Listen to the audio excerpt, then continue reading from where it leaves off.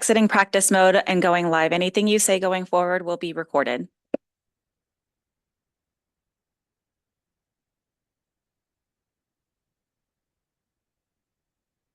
Recording in progress.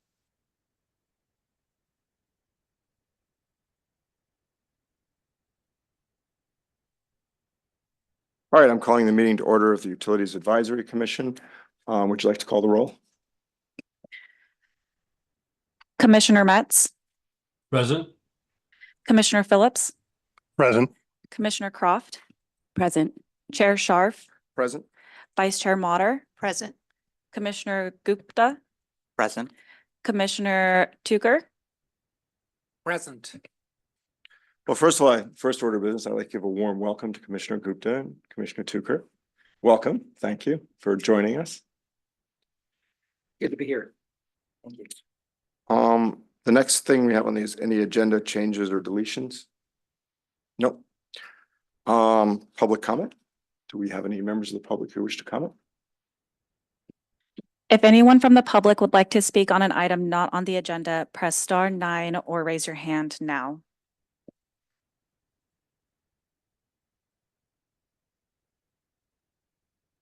No hands raised.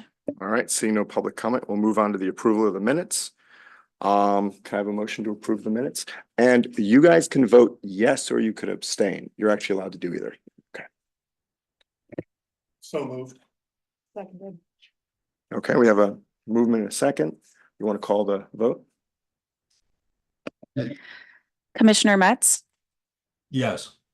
Commissioner Phillips, Yes. Commissioner Croft, Yes. Chair Scharf, Yes. Vice Chair Mater, Yes. Commissioner Gupta, Abstain. Commissioner Tucker. Abstain. Motion carries Okay, 5. now we'll move on to Right. utility director's report. Good evening, Chair Scharf, Commissioners. A few items of interest from this past month. One thing is that we added a new feature to our OMS, which is our outage management system. We had been working with the consultant on looking at ways of getting landline able to where customers that might not have a smartphone that wasn't able to take some texts, or that even if they would like to have a text and also a phone call about an outage, or if when the outage is actually being restored. So this month we were able to work with and finish up all the work that needed. So now customers can opt out of these phone calls if they prefer, and not receive these notifications. They can use their smartphones. And you can find the details of this on our website, cityofpaloalto.org/outages. Also too is that we received an award from Public Gas, which is APGA, which is the Soaring Award. We recently prestigious APGA System Operational Achievement Recognition for excellence in operating our natural gas utilities. The public natural gas system are insured by their customers to deliver affordable natural gas through safe, reliable distribution and pipeline. To accomplish this mission, and forward-thinking natural gas strives to improve the operating capacities and overcoming challenges and adapting its challenges. Out of approximately 750 APGA members, we were selected for the Soaring Silver Award. So we're quite happy about that. The way that they actually go and look at that, they look at your system integrity, your system improvements that you've made, your employee safety overall, and then also what your workforce development is. So we're quite honored of accepting this award from the APGA. As we have talked about in the past so far, utility rate changes, staff's developing some comprehensive outreach strategies to inform customers about the upcoming rate changes that will be going through council for their approval. We'll be doing social media. We'll be working with the local paper. We will also be sending out email blasts to all the customers letting them know what those new rates will be located or what they will be in the upcoming future here. And the rates the last time that there has not been any changes since the last time that you saw the rates and that you approved. So yeah, no, there was no other rate changes that that this commission approved during that period of time. We're also preparing for public safety power shutoffs, which is PSPS. In today's agenda, you'll hear a little bit more about the wildfire mitigation plan and outlining specific ways the utility is preparing for mitigating against possible wildfire ignitions and electric equipment. Many people and families in terms of the PSP, which understands since we've been doing this for quite some time. So we typically send out information. It's about 100 people, 100 customers that are in this PSP. So for the new commissioners, there's a line that's about 11 miles up from the foothill 280 that rolls all the way up to the top of through the park and all the way up to Skyline. There's about 100 customers spread through that line. You'll hear more today, a little bit more about what our plans and what we're doing on this. But we contact those customers. We have parameters set that when the winds come up that we would actually have to shut that down. And during the dependency of what time it is, if we have to shut that down at a time like now or a little bit later in the evening, those customers are off until the next day because we actually have to walk that line, those 11 miles through the foothills to make sure that no trees, no branches, anything have been on that line. So you'll hear our efforts are is to underground that line. So we're undergrounding those 11 miles.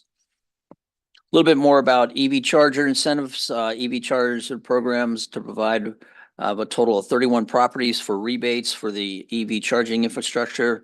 There's currently an additional 48 projects in the pipeline. 37 of those are enrolled in the Clear Results Technical Assistance Program, while 11 of them are being assessed directly by city staff as they navigate through the vending selection, site designs, and the permitting, installation and inspections. Staying on EVs, EV discount campaign over the month of May, staff worked with Ride and Drive Clean to run a pre-owned EV discount campaign. The efforts had one of the most highly attended EV workshops. We had about 95 participants, demonstrating residents' continued interest in electric vehicle purchases.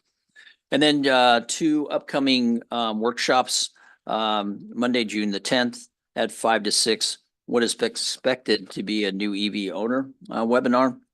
And Thursday, June 20th, it's the 3rd Thursday on California Avenue. So they have live music. The restaurants open up. We actually have a booth that table that we put up. We talk about heat pump water heaters. We try to answer any kind of electrification questions that might be coming up. That's coming up on this June 20th. Chair, that concludes my report. Thank you for that. Now we're on to new business. Do we have a staff presentation for the first item? Maybe before we go to the new business, I'd like to commend Director Batchelor and the staff for the award. Congratulations. Thank you. There's no presentation for this item. If there are any public comments, if there's anybody from the public that would like to speak on item number 2, please raise your hand or dial *9 on your phone now. No hands raised. Okay. Do you want us to just discuss it then? Or is Tom? Yeah. Thank you. Good evening, Commissioners. Tom Marshall, Assistant Director of Engineering and Operations. So the wildfire mitigation plan, so we do this annually, and it's to reduce fire risk on the foothill lines. They're within designated areas that are been designated by the state as being fire areas. So as Dean had mentioned, it starts somewhere around really Arastadero Road, and it runs all the way to the top of the ridge on Montebello Ridge. So it runs through there. So annually, we've got to come back and do a report to the California Wildfire Safety Advisory Board, and we have to submit it by July 1st. The reason we're coming to you today is because we need to have a public hearing on this item. So we're here to have the public hearing and get comments. Do I need to open the public hearing then formally? I think I do. Usually, you don't. We'll just Yeah. open the public Public hearing. hearing, yeah. Yeah. So, so the objective of the plan is it has several pieces of it. So the purpose is to mitigate wildfires in the foothills. So there's a number of things that we do and as part of the plan. One is there's proactive maintenance that we're required to do. So one of the things is we go up and do vegetation management before the fire season. We do an inspection program of our lines to make sure the lines are in good condition before the fire season starts. And then any kind of construction we do, we construct it with fire mitigation included. And the state has certain requirements for fire mitigation in fire areas, and we implement those whenever we do constructions in the foothill. The second part of that is we have the power shutoff protocols. And that's part of the plan as well. And we go over how we make the decision and when to shut it off. And that's included in the plan. And our process of how we bring it back online, and Dean mentioned earlier that we go through a whole inspection process. Once it's turned off, we have to make sure it's safe to turn it back on. So there's a whole inspection process we go through before we turn it back on. And the other piece is the public outreach that goes with the PSPS. And there's protocols in there that talk about how we notify customers. And that's where some of the changes this year was in the notification, because OMS now is included in our ability to contact customers. And so we've included some information in our communication protocols to take advantage of the OMS system. And the third part of our strategy is the undergrounding of the line. So that's the long-term strategy. We're hoping that we will be done possibly by the end of this year, 2024, at the end of 2024. We've completed starting at Arastadero Road up through Foothills Park has already been undergrounded. The lines have not been removed yet because we're waiting to get the fiber facilities we have relocated to the underground. And then above Foothills Park, there's a stretch going up a steep hill there coming out of Foothills Park. That's going to take some time to figure out how we're going to get down that hill. So that's on hold. Above there between Park Reservoir and Montebello Road, that's the infrastructure is all in. We're up there this week installing underground lines to get that portion undergrounded. We expect to be, you probably don't know where these places are, but there's a reservoir up on Montebello Road. We're going to be there probably by the end of summer. And then from there, we got to go from that reservoir to the antennas at the top of the hill. And we're working right now with the Open Space District to exchange our overhead easement for an underground easement. And we expect to get that shortly. So we're hoping that we'll be done with that by the end of this year. And then hopefully next year, we won't have any facilities left in the fire area. So that's the goal. And that's pretty much all I have. I mean, we have not had any fire recently, obviously in the foothills. So we do try to manage it as best we can. And we do work in concert with the fire department on their part of the mitigation plan in the foothills. But this is our portion of that, which is the electrical equipment up there. Have we developed any public speakers?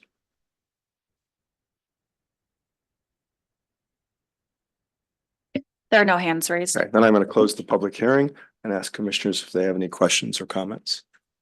I've got a couple questions. Go ahead.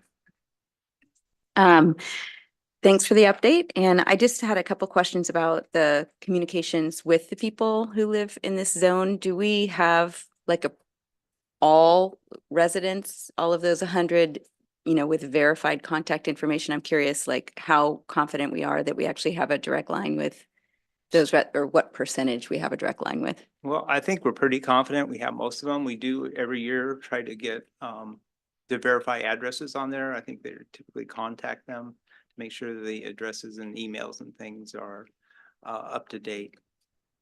So we're pretty confident we get most of them. I can't guarantee we get them all. I mean, things do change. Yeah. People do change, sell and buy houses, so we may not have some of that, but most of that gets entered into the billing system now that we go and look to see. And do these residents have different communications than we do that live on flatlands or not in that zone? Do they have special, like, there's a PSP for your Yeah. area because of the risk, the wildfire risk, and for that reason, we Right. might have special communication needs? Do they get that kind of Yeah, messaging? They do. They'll get notified before the fire season that there's a possibility you could have one of these PSPS.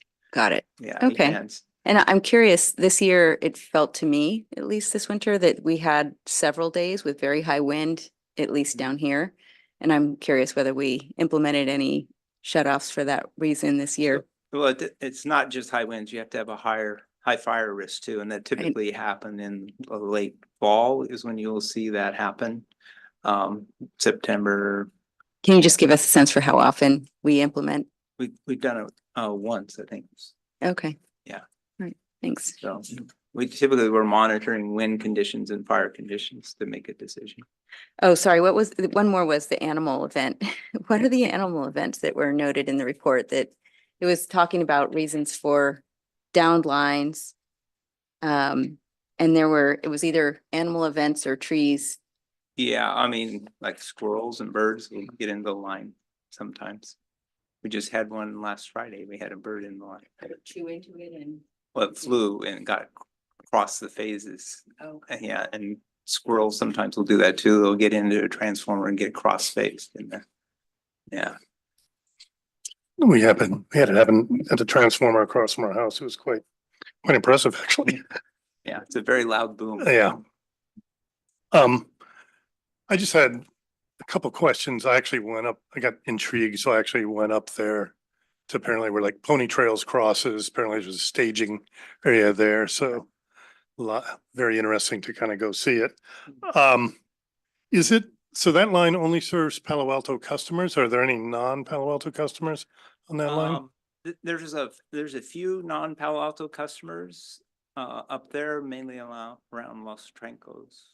And they're on the notification Yes. program as well? Yes, I mean, yeah. because the boundary is there in Palo Alto is kind of weird the way it. Yeah, and I think there's only a few customers that are outside the city. It's a historical thing, but Yeah, whatever yeah. convenience of serving them, there's some residents in Palo Alto served from PG&E lines as well, so. And then just kind of so you underground this line and the connection from it to the houses, is that undergrounded entirely or not? So it depends on the circumstances. Most of the homes up there already have underground service. So there might be one or two, I don't know off the top of my head, there might be a few that they may keep the overhead secondary wires, but all the primary will be underground. And who pays for the undergrounding on their property? They need to pay for that and, Typically, that's the way it would be handled, but I talked to them, the engineers working on that, and I think almost all of them are already undergrounded up there. So I think the one exception at the very top where the radio antennas are. oh yeah. Yeah. Awesome, thanks. Go ahead. Hi, when you mentioned Montebello Road and radio antennas, are you talking about Black Mountain? Yes, Is Black Mountain actually in Palo Alto? it is. And we provide the power for the antennas and all that, all those structures up on the top of the mountain? You're correct. Yes. Wow. Did not know that. You'd be surprised how far Palo Alto goes. The undergrounding that's taking place is mostly, I assume, relatively close to Page Mill Road on left or right, all the way up to Montebello. Well, a lot of it was it's already done is through Arastradero Preserve. So we went up through Arastradero Preserve, and then there's sections now coming out of Foothills Park that we have to do. And once we get a little bit beyond that, then it goes on to Page Mill Road for a few miles, I see. and then it goes off on Montebello Road. Go ahead. Thank you for the presentation of this. I was curious if in the limited times when we activate this protocol, if we coordinate with any cooling centers in case residents needed air conditioning while the power might be cut off. Yeah, and that would be the other part of the program that the Office of Emergency Services runs that portion of it. So we're in coordination with them during heat events. Thank you. Any other questions? I just have one brief question. What do we do once it's all underground for an annual report update? Well, I think unfortunately, we still have to do an annual report. Right. I don't know what to tell you. All right. Well, thank you for that. I think we can move on to the next item then. Right, thanks. We need to approve it? Yes. All right. I move that we approve the recommendation. Want to call the roll? Commissioner Metz, Yes. Commissioner Phillips, Yes. Commissioner Croft, Yes. Chair Scharf, Yes. Vice Chair Mater, Yes. Commissioner Gupta, Yes. Commissioner Tucker. Yes. Motion carries 7-0. Nice. And now we'll move on to the next item. 2024 Annual Water Shortage Assessment Report. So before we, Chair, if it's okay, if we could go back and clear my statement up here. So Lisa was kindly enough to remind me that when we came to the UAC, we went to the Finance Committee about rates. And there was a change between the Finance Committee and the time that you approved the rates, and that was to consider a higher gas transfer. So the council made a decision that they wanted to take an additional $2 million out of the transfer, which then pushed that rate to 12.5. Finance is going to they've already made that recommendation to council, and they had a study session on it. And they will 10th or the 17th, council hears it for the final approval portion of it. So there was that one change. So I just wanted to make sure that you all were aware of that. Did that $2 million take it up to the cap? I forget what the. cap- No, there's still about $900,000 left. So all indications from what we heard from the Finance Committee that next year they will take it up to the 18%. That's right, sitting right around 14% now, 14 and a half, or 14 And and a the half, cap was 18. 18. Mhm. So they'll take the cap next year. And it went really high because of the commodity prices. So as the commodity prices stabilize, will they then have to start taking less? Yes, Okay, that's what I thought. it kind of flattens out. That's why there's only about a $900,000 increase next year. Then after that, it stays pretty flat until revenues will catch then at that point. Because as you're correct, Chair Scharf, this was the nominal year that when rates were so high. So moving on, yes, moving on to our water assessment. There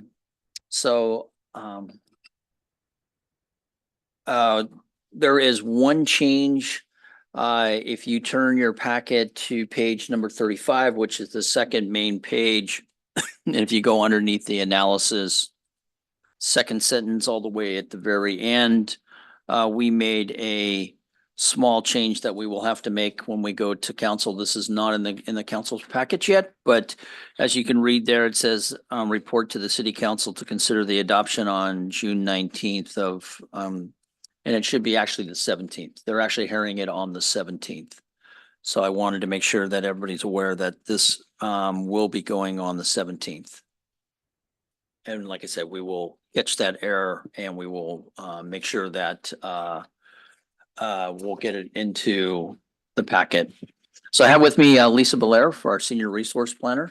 That is going to go and talk about the shortage assessment. We will be having public comment after the presentation. Thank you. I'm just sharing my screen, showing you the presentation. And this is pretty brief. It's also a report that has to be submitted to the state. It goes to the Department of Water Resources, and staff will be submitting it by July 1st. And this is something that we present annually to the UAC and then bring to the city council. This is the third year that this has been required. And in the first year, it was in the middle of the drought. And so we outlined what all the measures were that we intended to implement if the next year was dry.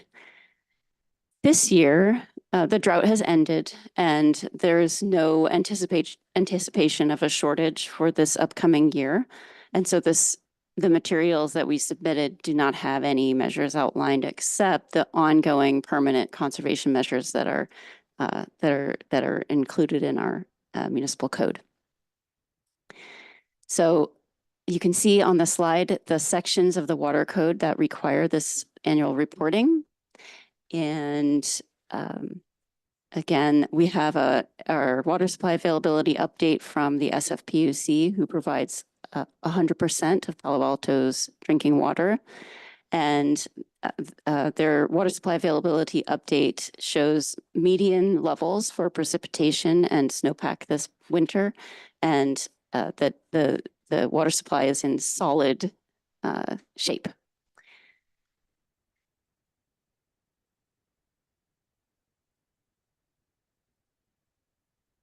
Although urban water suppliers provide these reports to the Department of Water Resources, the Department of Water Resources compiles it by September 1st and submits it to the department, the state board.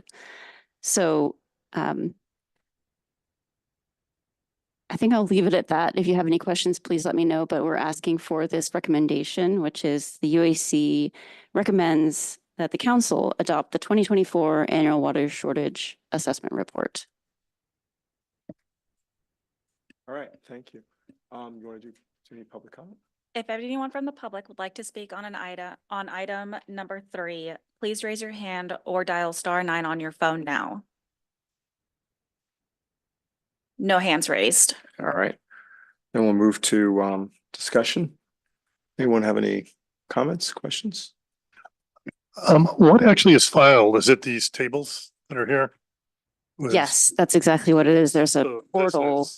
This is what we would be approving. Yes, as you a would recommending be group. recommending to the council, then when the council approves it through a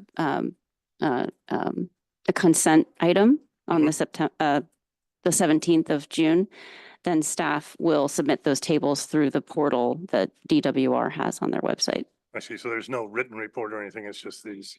The urban water suppliers of Palo Alto could choose to write a report and outline the methods. We have the flexibility to write a report about it, More work. but the requirement is tables that have that information. And those are the standard tables. So we're sort of selecting to use the standard tables and then submit those. Got it. Thank you. Okay. Go ahead. Yeah, what is the non-potable water, like who uses it and where does it come from? The non-potable water is coming from the Regional Water Quality Control Plant and is treated for non-potable uses, and it's used by the city in a small amount of it is used by the city in certain facilities, Greer Park and the golf course and some other smaller applications. Is that like the truck that drives around and waters the trees and stuff like There's that? Was that also anything? a truck fill station, yes, but that's a small amount of it as well. I was just kind of curious, like, do we ever plan to try to increase the use of non-potable water in the city to just kind of as a conservation method to not need as much clean water? Yeah, that's a question that's been studied a lot and that we can get into in the One Water Plan. It's a non-potable reuse extension of like a pipeline extending that because what's stopping that system from being able to provide more water is really that pipeline to customers for non-potable water. Yeah. So. Has the salinity improved? There used to be a lot of salt. I don't have data on that. I don't know if anyone else on the call does, but I think it has improved a bit. I believe they're using it more. Last I heard several months ago, they were using it more at Greer Park. Because they used to blend it to keep the salt down. All right, any other questions? Anyone? Then can we have a motion? Move to approve the 2020.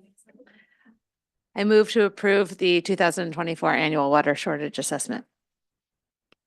I second it. Want to call the roll? Commissioner Metz, Yes. Commissioner Phillips, Yes. Commissioner Croft, Yes.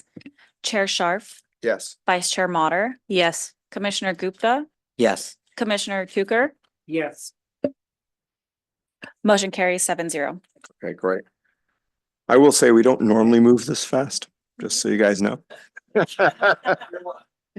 All right. You want to move on to the next item, which is City of Palo Alto One Water Plan? Yes.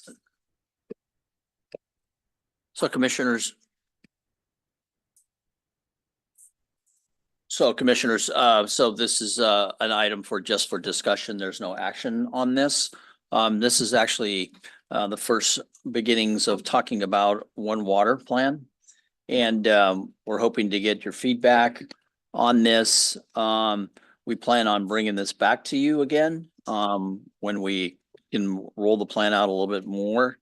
And so again, this is just initial overview, get your inputs on this. And again, Senior Resource Planner Lisa Belair will be giving the presentation. We will have public comment after the presentation. Thank you so much. My computer just said that it needed to restart for some reason, so I'm just going to pull up the presentation. Thank you so much. That was really fast. Awesome.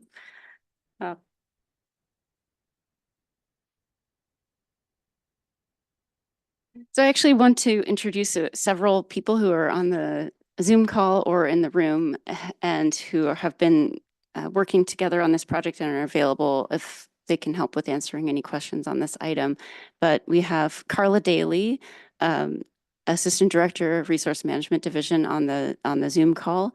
We have Matt Zuka, Assistant Director of Water, Gas, and Wastewater in the room. And then we have Linda Grand, who's the Sustainability and Program Administrator for Conservation Programs.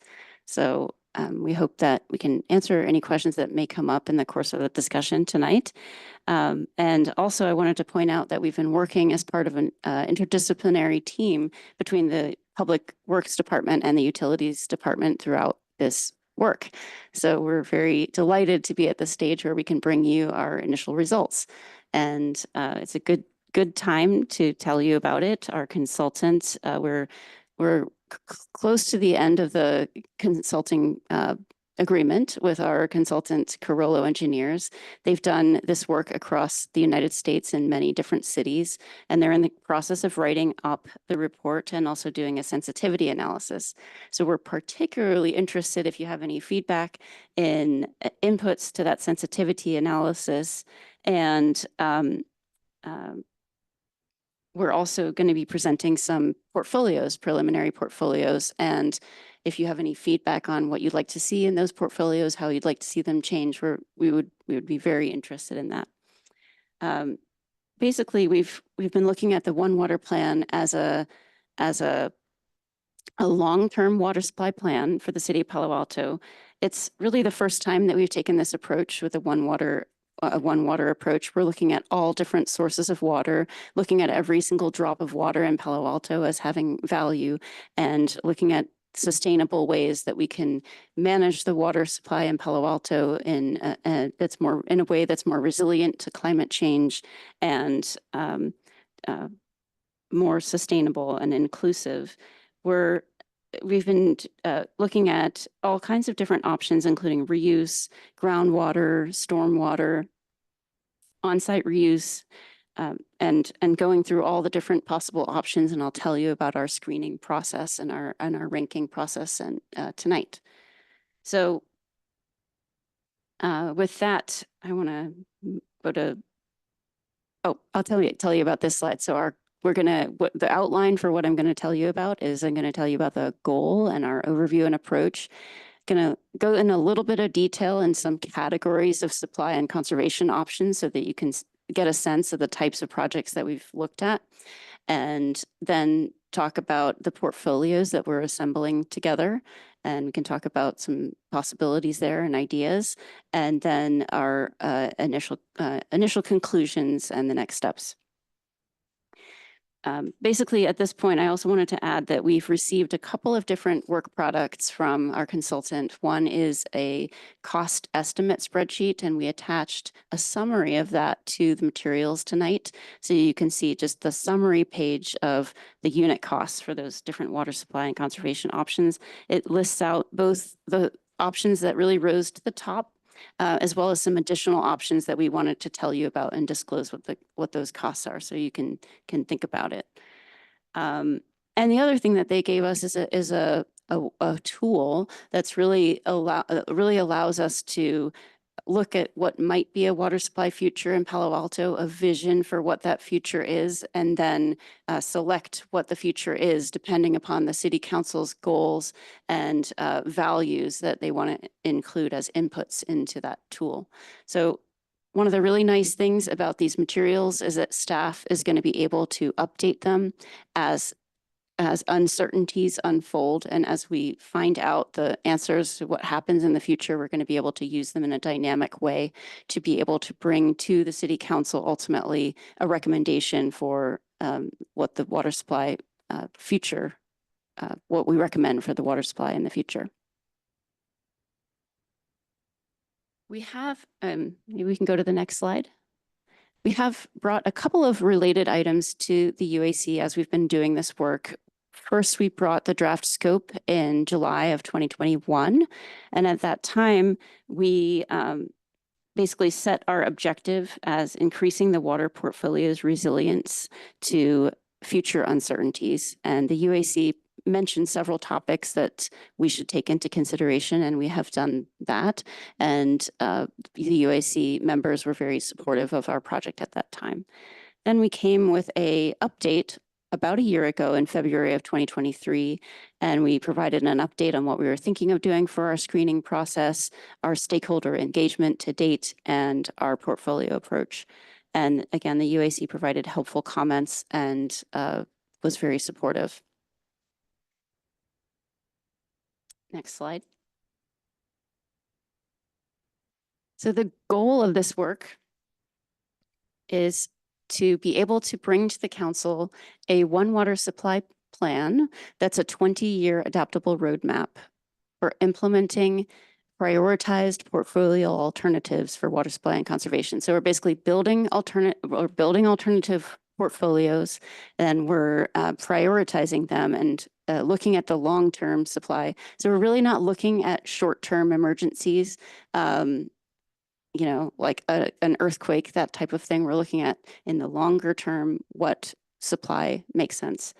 And we're keeping in mind that some background information. So I just want to talk a little bit about the water supply.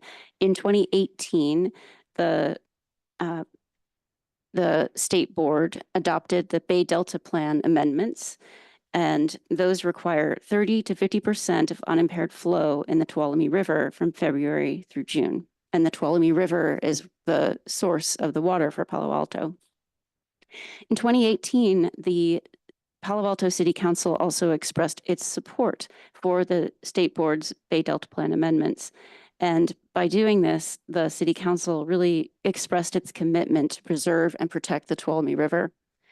And so in order to really achieve this policy objective of the City Council, we need to develop alternative water supplies in order to reduce Palo Alto's reliance on the Tuolumne River, both in normal years and in dry years. So we've kept that in mind as we've gone through this project. We're trying to improve Palo Alto's resiliency by making Palo Alto less reliant on the SFPUC. And, you know, one of the things that is projected to happen if those, if that Bay Delta Plan amendment is implemented as it was adopted, is more significant cutbacks during drought, potentially as much as 50% or more. And, you know, for comparison, during the recent drought, Palo Alto customers collectively cut back by about 11%. And I think in past droughts have cut back quite a bit more than 11%, but 50+% is definitely higher than we've seen in the past. Next slide. This One Water Plan approach is actually a key action in the city's sustainability and climate action plan. And so we're working towards that key action. And I think I've mentioned several of the things on this slide already. We're working with our consultant, and we're not addressing short-term emergencies. This is really the longer-term viewpoint.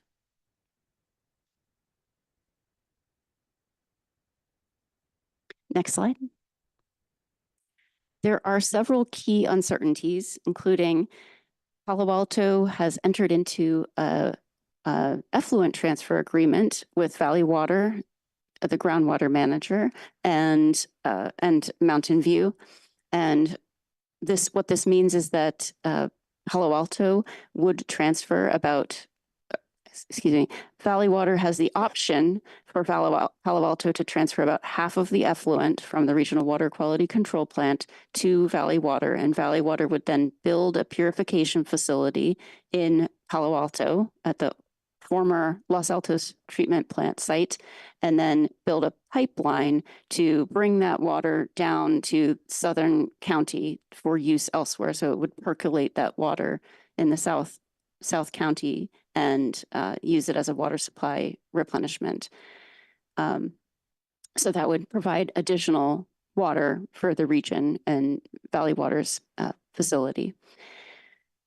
That option to take that treated effluent expires in 2033. Currently, Valley Water has put that project on hold for a couple of years. So there may not be an answer about whether that effluent transfer will occur for another 9 years or so. And why I bring it up is we've found that some of the reuse options are actually incompatible with that effluent transfer. And some of the reuse options start rising to the top when we start talking about these different portfolios. So Will you explain some of those incompatibilities later? yeah, it's really a volume of water that's incompatible. And I will go through it as Okay. we go through the slides and talk about each of the different types of reuse options. Thank you. Yeah, at a high level. There are other uncertainties as well. Droughts, climate change, state regulations. SFPUC is implementing its own alternative water supply program and has already identified several different alternative water supplies that it plans to use: storage, water purification, reuse, and other projects that it's planning to supplement its Hetch Hetchy Tuolumne River water supply. And so that's going to change Palo Alto's water source in the future, and the regional water system will be changing as we go forward. So that's an important thing that we need to communicate about and keep in mind as we select Palo Alto's own water supply. Next slide. So I want to talk a little bit about the path that we've taken. We did a couple of stakeholder engagement meetings. We had a community needs and priorities meeting in September 2022, where we talked about just that, the needs and priorities of the community. And we had a hybrid meeting.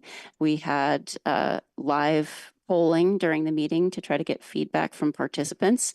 And then we tried to get all the different possible water supply and conservation options on the table. We made a big list. I put a link to it in the staff report so you can see what all those different water supply options are that were on the table. Then we did a a stakeholder engagement meeting in December of 2022 when we looked at we asked participants about how they would rank the priorities of each of the different criteria that we had. And then we also followed up after that meeting, did a city staff stakeholder engagement. For both of these meetings, we had meetings with 6 different city departments and polled the staff on the same topics. And we also had one meeting with our regional partners, cities and suppliers that are nearby that we work with and that we wanted to ask for their opinion, and potential partners. We wanted to ask them for their feedback. And then we also did a survey. So we asked customers, anyone who's really interested in taking the survey, we sent it out to our interested persons list. We put it out through our WaterSmart website so people could participate in that survey. And we gathered information on how people would rank, different evaluation criteria for water supply, things like reliability, cost, and then we're using that input information in how we're ranking them tonight. Then we have been working on developing those evaluation criteria, screening the supply options, putting together portfolios, and sharing the initial results, which is where we are today. Okay, next slide, please. So we took that list. You see all the dots on the very far left. Each of those represent a different water supply or conservation option. And we put them into 3 buckets. This was our pre-screening process. We put them into a bucket that's ongoing or already planned. So, for example, in conservation, we're already planning to implement AMI. So we didn't put that as a one, that didn't count as a one water plan option. Then we had projects that were not feasible at this time and projects that were moving forward. So that was our first screening. And yeah. Sorry. Yes, thank you. Advanced metering infrastructure. Yeah, metering. So then we took the remaining moving forward projects and applied 3 screening criteria: yield, the cost, the unit cost, and then whether it increases supply reliability in drought years, because that was getting back to our goal for our work. And then we narrowed it down to a number of projects that met those screening criteria. And then from there, we applied our portfolio evaluation criteria, and there's 4 of those listed on the slide: environmental benefits, ease of implementation, cost, and reliability. So then we took each of those projects and ranked them or scored them based on those evaluation criteria. And there's some sub-criteria that I'm going to talk about later.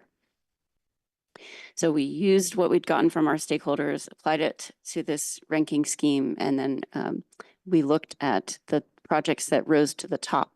And those became the building blocks for our portfolios. So we have been building portfolios that combine those different water supply and conservation options, and then ultimately are trying to recommend one portfolio.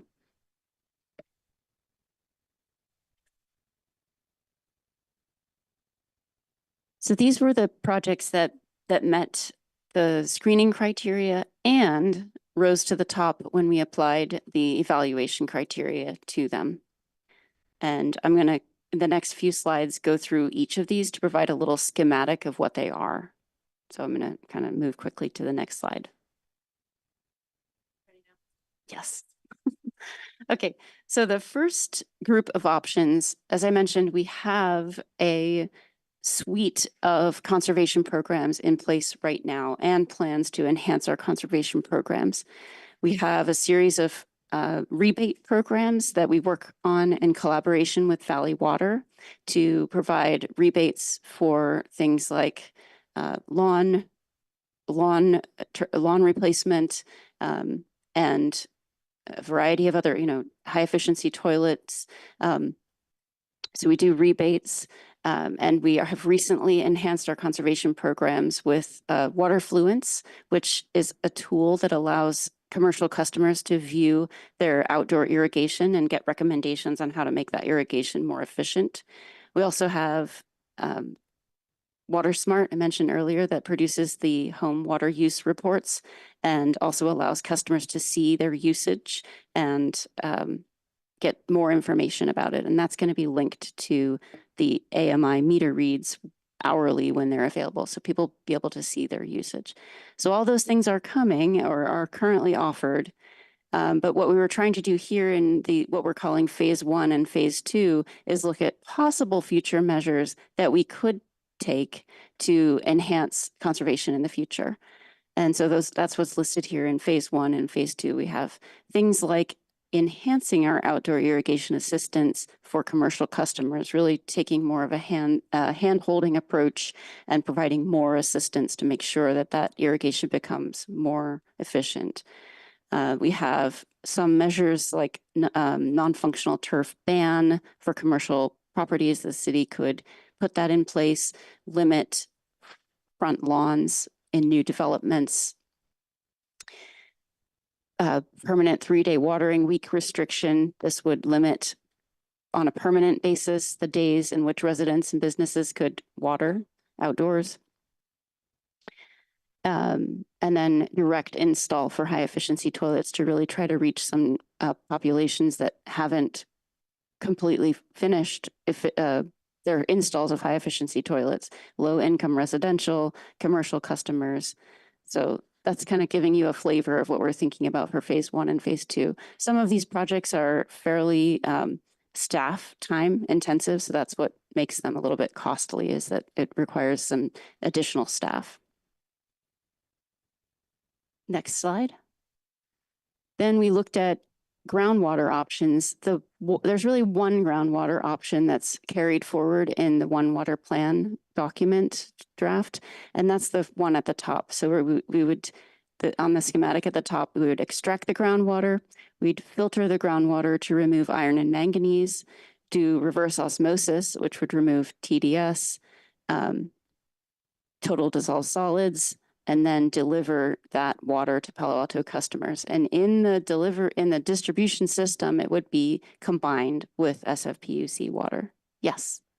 Lisa, can you remind me what the TDS of this groundwater is, or what the range is across the wells?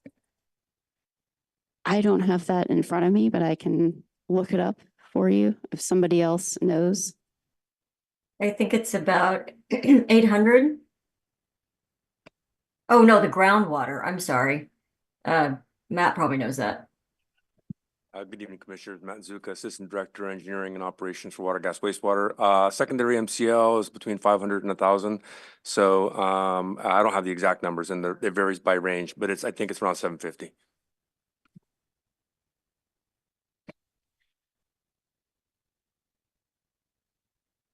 Oh, and I had a quick follow-up question to that. Is that post reverse osmosis or? Free. That would be raw groundwater. Okay, and do you know the number after reverse osmosis? It varies based on the design, but the target would be to get it similar to what the TDS would be for the San Francisco supplies. Oh, so it would have comparable taste and odor on the minerality. You're welcome.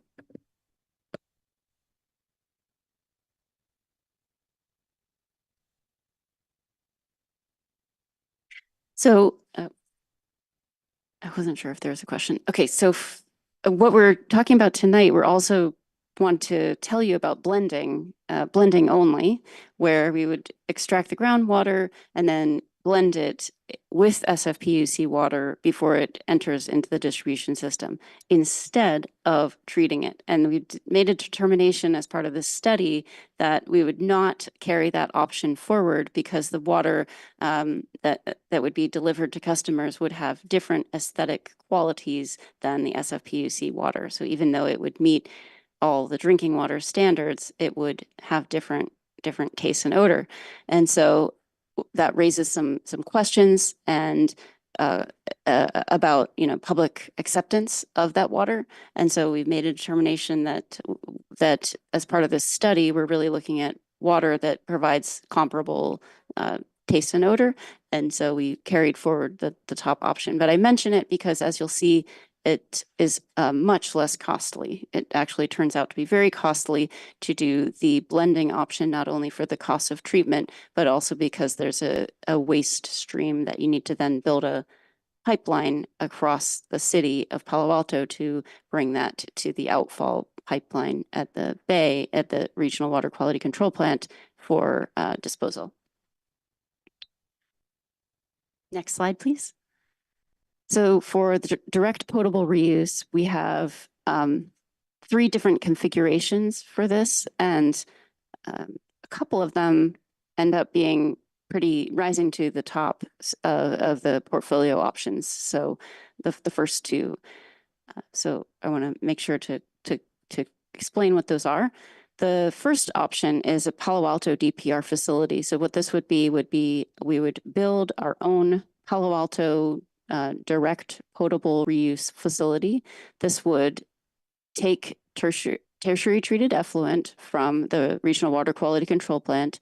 It would be treated at this new facility in Palo Alto that would produce purified water. That would then be held in a tank for 8 hours and then be sent directly into the distribution system to supplement the SFPUC water. The second configuration is that if Valley Water does build a purification facility in Palo Alto and reconfigures it to be a direct potable reuse facility instead of an indirect potable reuse facility, Palo Alto could negotiate with Valley Water to try to, provide some additional water that Palo Alto has reserved for its own uses, and then Valley Water would treat that water and send it back to Palo Alto. So that's what we mean by the regional direct potable reuse facility. The third option would be that because there's already a small salt removal facility, I haven't mentioned that yet, that's different than the regional facility, and it's a small salt removal facility that's currently being built at the Regional Water Quality Control Plant. We could use that as one of the steps in the direct potable reuse treatment, do some pre-treatment, then treat the water in that small salt removal facility, add additional treatment, and then serve that water to customers as direct potable reuse water. That option ends up being extremely expensive and only being able to treat a small quantity of water. So just mentioning it. The next slide, please. Indirect potable reuse, it would be where there is it's similar to the direct potable reuse, but there's in this case, it would be augmenting Palo Alto's groundwater. So we would build Palo Alto's own indirect potable reuse treatment facility. It would take tertiary treated effluent into the facility, then it would produce purified water that would then be injected into the ground to supplement the groundwater. And then we would extract in the same method that we talked about earlier with groundwater. We would just use our wells and extract the water, but we'd be able to extract more because we would be injecting. So we would take the amount that we think we can get from our groundwater on a sustainable basis, plus the amount that we're injecting into the groundwater and purifying. It would allow a larger volume of water.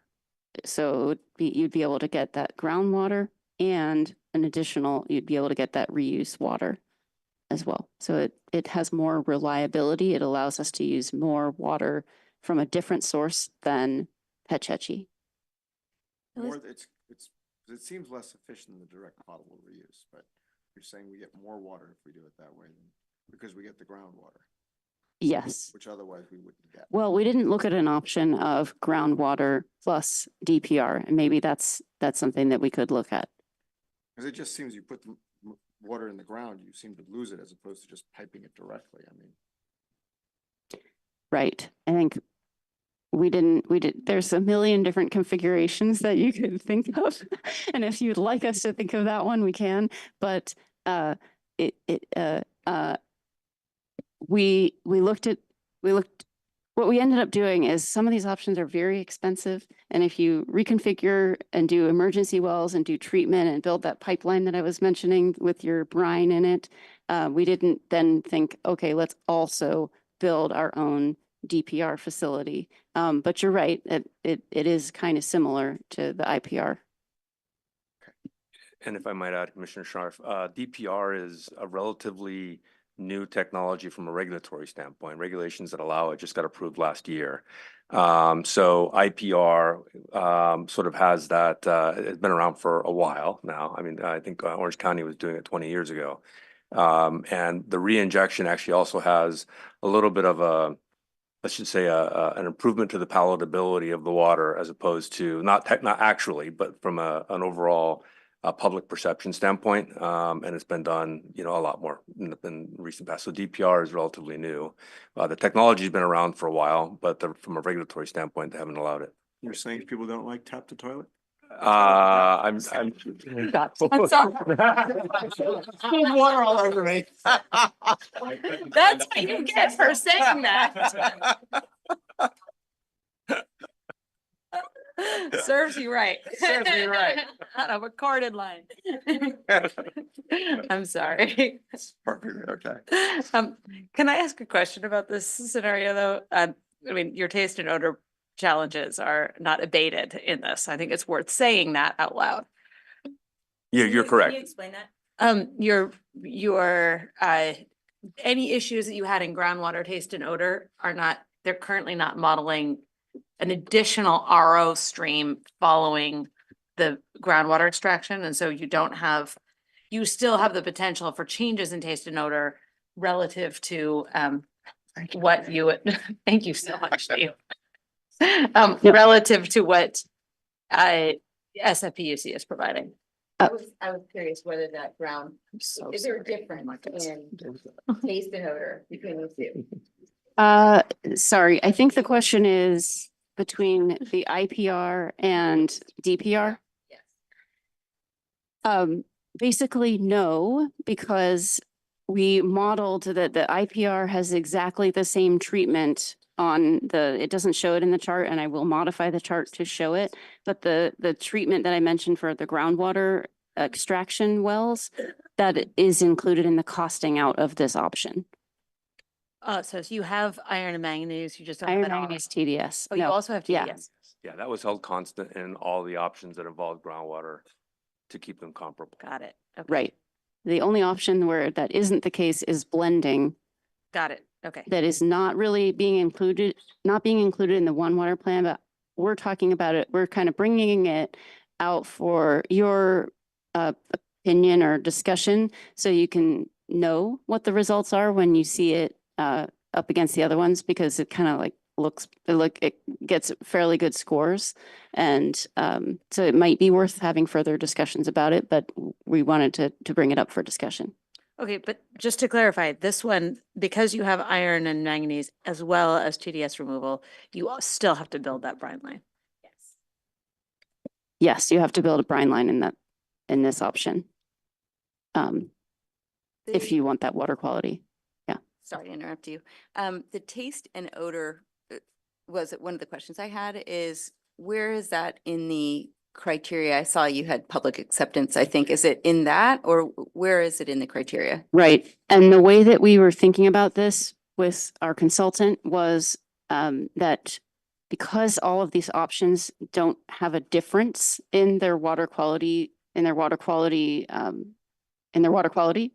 that we did not need a criteria, because it would be non-differentiating across the options.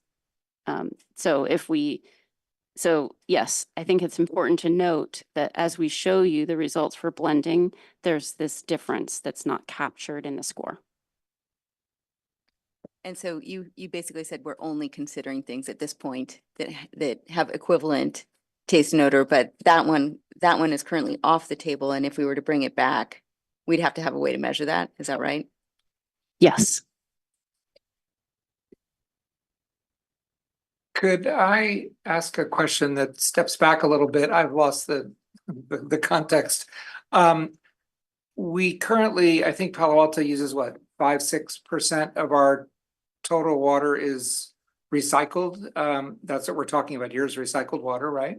Is that fair? That's a great question. We were talking about our current recycled water is all for non-potable uses. It's all for irrigation. Yeah. Yes. So right here, we're talking about actually supplementing our drinking water supply. Supplement water from Hetch Hetchy that we're talking. Yes. So we're talking about drinking this water, and it would be it could be reused water. Is the assumption that it would be mixed in all the time for all customers?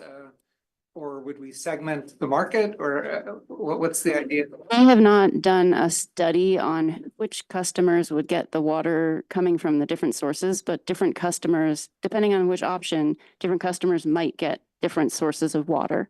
That would be something we'd have to study further, exactly who and when would get the different water. I don't know if you want to add anything on that. No, that's a good summary. Water usage in total, in Palo Alto's consumption, I don't know it, I don't quite have it, but I believe we use something like, I don't know, 10 or 11 million gallons a day. I don't know how that translates into CCF, but and I think usage is down dramatically, like trending down dramatically in total over years, like 5, 10, 15 years. I think we use less than half the water that we used to use as a municipality, if I'm not mistaken. I don't have the data here, but so I'm a little confused. Like, what's the backdrop for this whole discussion of lessening our use from the San Francisco water, lessening our use from the Hetch Hetchy and Tuolumne system? Why are we even talking about this? Sure. Do you want me to jump in, Lisa? Yeah. Yes, please. So imported water in general is under a lot of different strains. One being just climate change in general, and the second one being some changes in regulations. And Lisa, in her introduction, referred to the Bay Delta Plan, which is a plan adopted by the state that would increase the unimpaired flow on the Tuolumne River and a lot of the rivers in the state. The Tuolumne just happened to be in the first phase of that Bay Delta Plan update. And our supplier, the San Francisco Public Utilities Commission, who operates that system, has done an analysis and informed the agencies that take that SFPUC water that by the second year of a drought, under full implementation of the Bay Delta Plan, we could be looking at 50% or more reductions in water. So that's a big driver of this plan, or in needing feeling like it was prudent to investigate other potential water supply alternatives that could be considered by our council. Certainly when we undertook this plan, we didn't know what the costs were that we would uncover for some of these other alternatives. And so, there are clearly factors to be weighed by City Council and whether they may or may not be interested in pursuing any of these alternative water supplies, but that was a big driver. And on top of that, as Lisa mentioned, Palo Alto City Council as and only our City Council and all of the agencies that take among all the agencies that take SFPUC water passed a resolution supporting that Bay Delta Plan. And so. And that was 2018. That's correct. And that was the only action City Council's taken on this, correct? That is correct. Yes. And so we are, and that wasn't a pure directive to go out and develop alternative water supplies, but again, just compiling all of this history and external conditions that are out there in the water supply world, we're taking that all into account and offering to City Council some alternatives to our full 100% dependence on the SFPUC. And by the way, I didn't So- introduce myself. I'm Carla Daly, Assistant Director of Resource Management. Sorry about that. So Carla, I think you were there at that meeting in 2018. I was. So if you remember, I'm the one who made the motion, so this is my fault. But I think What was it? Yeah. so the motion at the time was to support the Bay Delta Plan, which was coming before. Bosca, which is the regional agency, all opposed it. And frankly, Greg Schmidt, who was our representative at Bosca, also voted against it. So I think we need to put that in context for staff a little bit. I know, Carla, you were there, but if you remember, Peter Druckmeyer came and said, a 50% reduction is absurd. This is fear mongering and all of that. You know, I don't think if we actually believed there was a 50% cut, we would make that same vote. And I think that, so I guess my question was, has the state adopted that Bay Delta Plan at this point or not? The state has adopted it, it has not been implemented. It's not been implemented, right? And I mean, obviously you have a new council, but I do think that if we believed there was a 50% reduction, that vote would not have gone that way. I think Peter was very persuasive at the time, saying this was fear mongering on the SFPUC's part. There has been a 50% reduction. No, but that's what staff is assuming Assuming that San Francisco will cut. No. 50%. during a drought. Yes, that our water would be, and as was said earlier in this proceeding, I forget, it was like 11% or 20%. I don't remember. What's the most we've cut during a drought? You know, it's nothing near 50, yeah. but We cut 30% at the height of the worst part of the last drought. we actually use less water since then. So every time we implement conservation efforts, the ability to cut gets harder and harder. Yes. So I'm just really cautioning staff that I would hope that you'd have a robust discussion at council and not be hamstrung by my motion back in 2018. Well, absolutely. I mean, this is a chance. You know, this is a chance for council and the community to weigh in on these weighted criteria and decide what the priorities are of this council, and that, I mean, this is a snapshot in time and it might change again in 5 years as well. And it's also a chance for the UAC to weigh in. And that was where I was ending up with this. I was putting you in the community bucket. Can I ask a question that I felt like I wanted to see at the very beginning of this plan? And which is the water, do we have an analysis of the water use by, we always ask this, like commercial versus residential, and then by function? Like, do we have a good sense for that? Could you tell me what you mean by function? Like a pie chart, like where is the water being used? Because, for example, non-functional turf ban for commercial customers, I would have assumed we already have that by now. Like, I can imagine some of these gigantic customers, I was like, oh, if they have turf, they must be using non-potable like water. There's no way they're putting in potable water on those, you know, corporate buildings that no one's ever going to sit on that grass. So that's I'm kind of wondering, like, where is water being used now? Do we have a good understanding? Okay, a couple of things in response to that. We have information, we have a lot of information about our customers' water usage. We have it by customer class and by account class, and by individual customer. So I do have a chart. I don't have it in this deck, but I can provide it to you and tell you about it. As it relates to commercial outdoor watering in particular, the state has a new requirement that there's no watering of outdoor turf for non-functional turf for commercial customers. So that's something that the state is requiring. This would go a step further and actually not allow the turf to be installed. So it'd be like a ban on the turf as opposed to banning the watering that the state is doing. So So it's just like an enforcement, kind of an enforcement mechanism because it's currently hard to enforce, or?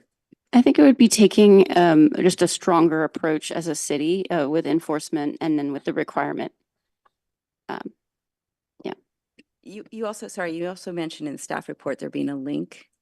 Is there a staff report? Is there a different? There's a very short, like a one-page Oh, staff report. one-pager. Oh, sorry. And in Okay. there is a link to that list of water supply and conservation options that we assembled with the feedback from stakeholders and Okay, sorry, I um, missed that link. I'll go back and look. yeah. I have lots of questions, but could I suggest we kind of let her finish her presentation? If it's all right, I just wanted to add on the cutbacks that we're looking at our supplier SFPUC and their cutbacks that they are providing to us. So since 2018, they did provide their urban water management plan and their supply, their numbers to us as part of our urban water management plan. So we did incorporate that 50% cutback during a drought number into our urban water management plan. So to us, that's a very real number. But even if that is not the correct number, SFPUC has a 20% goal, level of service goal for cutbacks during a drought. And at a regional cutback of 20%, wholesale customers have to cut back by more than 20%. Their share is to cut back more because there's more outdoor water usage in the wholesale customer area than in San Francisco in the city. So wholesale customers have to cut back more and Palo Alto may have to cut back more. So those cutbacks are going to be greater than 20% in Palo Alto. And it may be hard to reach those numbers, harder in the future, as you mentioned, than in the past, since we've already done a lot of conservation and the demand is relatively hardened. Okay, I'm going to quickly go through the rest of the slides. Can you please go to the next one? I think we talked about IPR. The next one after this.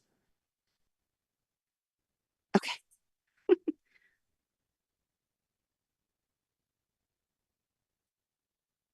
Yes, Bay water desalination. This would be, again, a facility that's built by Palo Alto for Palo Alto's use. It would take water from an open intake and then desalinate the water and inject it into the potable water, into the distribution system for drinking water. I guess that's all on that slide. Next slide, please. This gets into some of the questions that started coming up earlier on the volumes. At the top is, and these are in acre feet per year. So the actual purchases, as an example, in 2022, it does vary. Commissioner Tucker, you're correct. It used to be much higher, at around maybe 16 or 17 MGD in the 90s, in the early 90s, probably like in the 80s actually. And then Palo Alto customers have conserved quite a lot over time. And nevertheless, Palo Alto customers are still very high users compared with neighboring agencies in the region.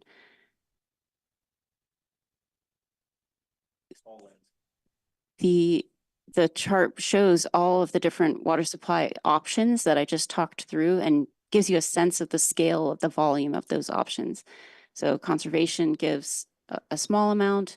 The largest ones are the direct potable Palo Alto facility, the indirect potable reuse facility, or the desalination facility. Next slide.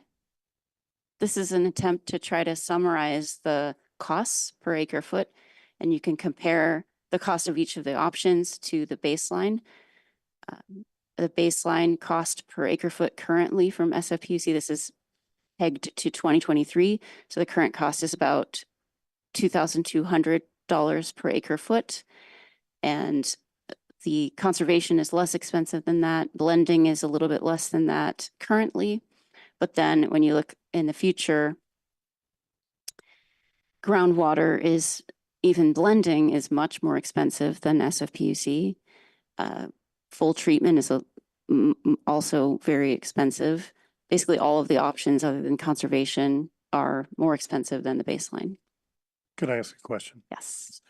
So the 2,100 or that you're comparing it to, that's the commodity charge equivalent for, so I went back and I did the complex math involved in going acre feet to cubic feet, and I got something on the commodity charge for tier one as $2,269.50, which seems to correlate with this. So that's this number, right?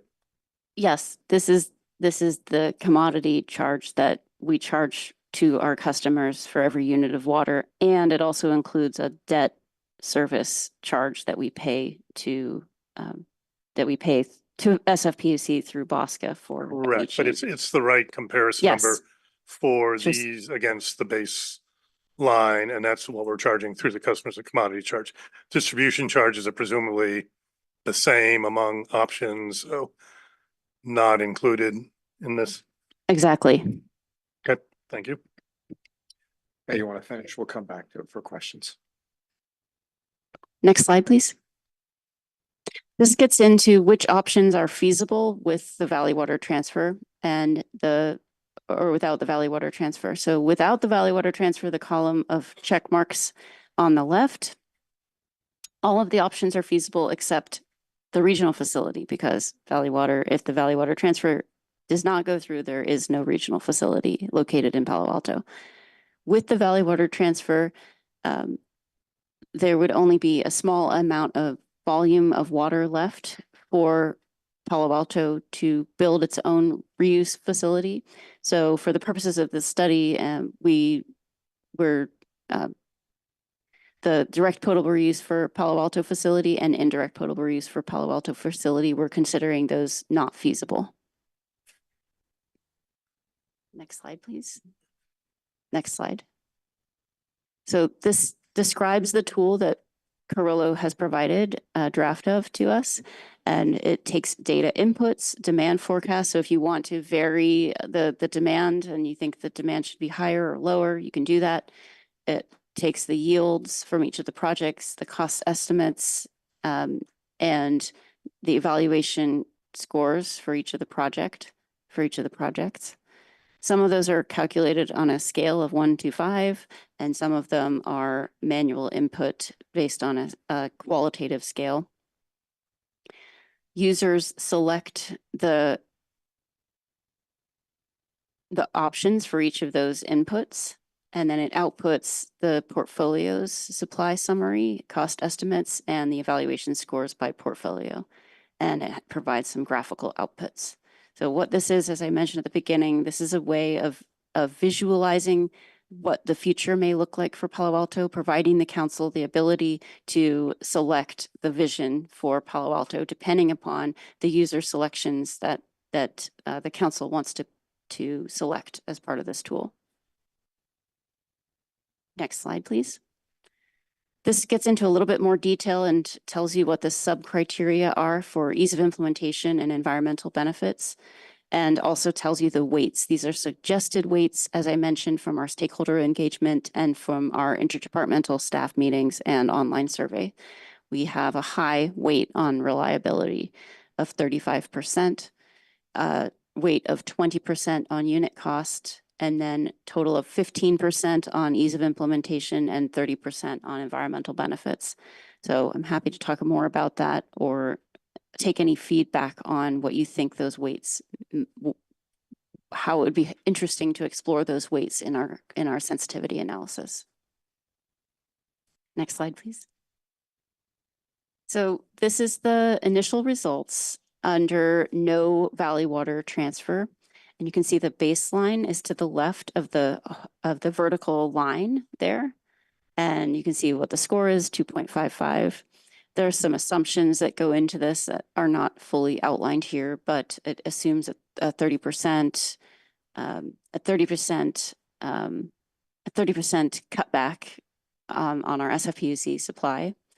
And then the the portfolios that are, and each of the portfolios that are in between the two vertical lines, those include SFPUC water, conservation phase 1 and phase 2, as well as one of the infrastructure projects or no infrastructure project, as you can see in the conservation stacked bar. So what each of those stacked bars are showing is the sum of the scores from each of those evaluation criteria. You can see reliability in blue. That's one of the largest differentiators across the projects. You can see some very large blue bars in the water reuse and desalination because those are providing large volumes of water. And then the cost criteria is in the next color, in that orange color. And you can see that there's a higher score for cost when the cost is lower. So for conservation that has a lower cost, it scores more highly on cost. And then the gray is ease of implementation, and then the green is environmental benefits. What's on the right of the next vertical line is groundwater blending, and that's the option that's not included in the One Water Plan. But you can see that it scores as like the third highest third highest investment without the Valley Water transfer. Any questions on this? Because I'm going to show a few more slides that have this set up. So I want to see if I explained it clearly. So the weighted score after doing everything, the higher the weighted score, the higher it ranks in something we should do, correct? Given these assumptions. Yes. So, And you can sort of see the assumptions on these by, if the cost bar is really low, this is a very expensive, yes. right, approach. Mhm. And if cost was more, for instance, we would assume if cost was a more important thing, we'd assume desalinization would go down. Yes. Yes, so I'm going to show you one iteration of a sensitivity analysis where we put cost as a higher percentage and reliability as a lower percentage. And then in the upcoming slides, just to exactly what you were just asking about. Can I ask a question about reliability? Yes. So, I'm sure we have the demand projections for how much we need at the city. When you're looking at reliability, like, how do you guys think about it? I'm sure you have the quantity of water that each of these provides that you showed us earlier, I think. So reliability is the chance that you'll get how much that you projected, or is there like a percentage of our demand that it would meet? Yeah, the reliability criteria here is being defined as how much dry year supply does it provide? So we assume that our cutback is a certain amount from SFPUC, and how much of that gap is filled by this particular supply based upon the yield for that supply. That's what the reliability criteria is measuring here. And then we also look at the normal year supply as a sub-criteria of the environmental benefits. And is it kind of just assuming the cutback is from a 2-year drought? So like if there was a 3-year drought, so for example, Baywater desalination, like there's infinite bay water, right? So do we just assume like the 50% cutback as the kind of scenario we're trying to meet?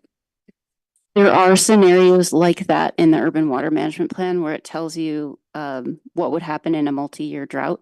This does not go that far. It's just looking at a user input of what if we have a 50% cutback or a 30% cutback.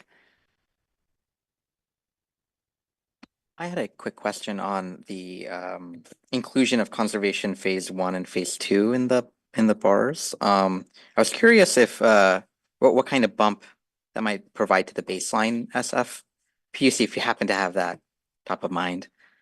Yes, and so if you compare the baseline SFPUC on the left and the conservation portfolio, the one that says 3.04, that is exactly the comparison that you're interested in. Okay. Because what that is it's saying if we do nothing else, just get our water from SFPUC, but do these extra conservation programs, what's the score?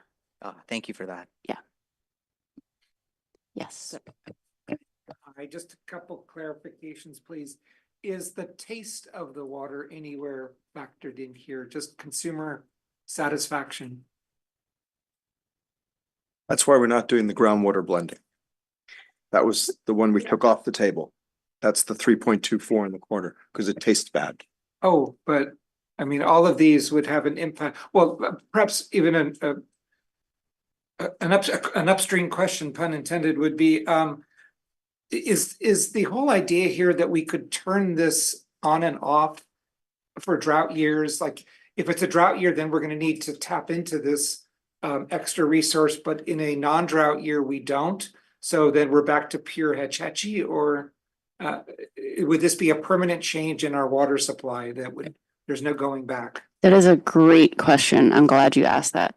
We're talking about you could do that, but what we're modeling here is that we would supplement our water in a drought year and a normal year. A permanent change. Then I do want to come back to the question of taste of water, because it's not just in the groundwater scenario. It seems to me it's in every scenario except just conservation. Is that factored into the weighting system? I can take that. So the assumption is that with the treatment technologies that we have, and that I'm talking specifically reverse osmosis that'll remove the majority of the salt, that while even two high quality waters can taste different, that all of the taste and odor from in the middle bars of this graph are roughly the same. In other words, we're not introducing a water into the system that where San Francisco has a TDS of 100 milligrams per liter, we're not introducing something that has 700. It'll be of comparable TDS. That's not to say that they're going to all taste exactly the same, because I can tell the difference, you know, between Hetchy water and when we're going off of. Well, those are different. That's a slight, but even high quality waters, two different high quality waters can taste different. I'm sure Walnut Creek considers its water very high quality. It does taste very different. It is very different. I'm sorry to be a little bit stuck on this notion of Valley Water Transfer. Is that the recycling center that I think they asked for permit last year down in San Antonio? Is that the one you talked about earlier that's delayed for several years? Yes. Okay, so it might come on stream in 5 or 10 years, or what's the earliest it might come on stream? Carla, do you have a Yeah. best probably, answer for that? well, more than 10 years. Oh, Yeah, somewhere between 10 and 20 Okay. years, maybe. so that whole chart that said with or without Valley Water Transfer means we would, we'd be transferring half of our effluent to Valley. And that scenario can't even take place if this recycling plant is not built. Is that correct?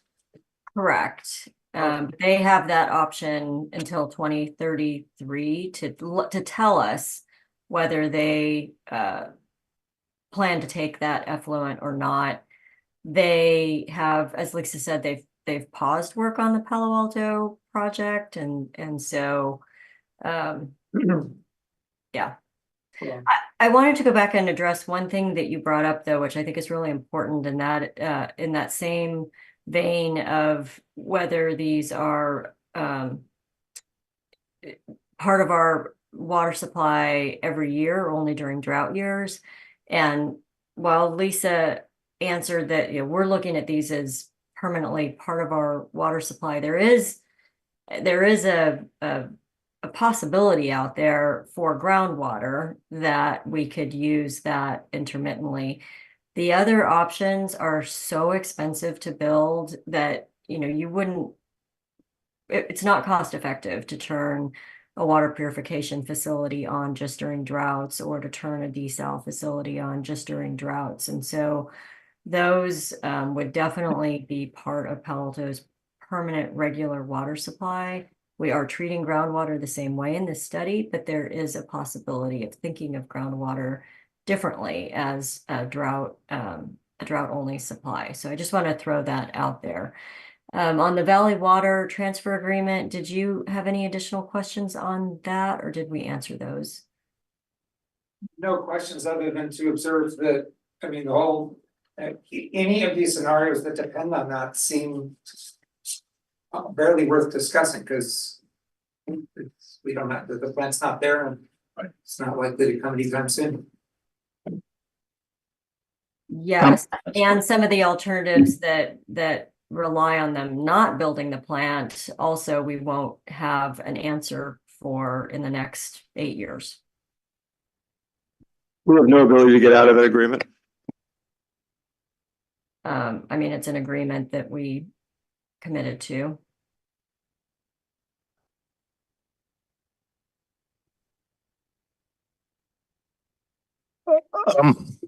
I guess my comment is, one, I feel a little dark about what kind of problem we're trying to solve. Is it this problem that we may lose access to some Hetch Hetchy water sometime in the future in the case of a drought, and that may be 50%, but probably not.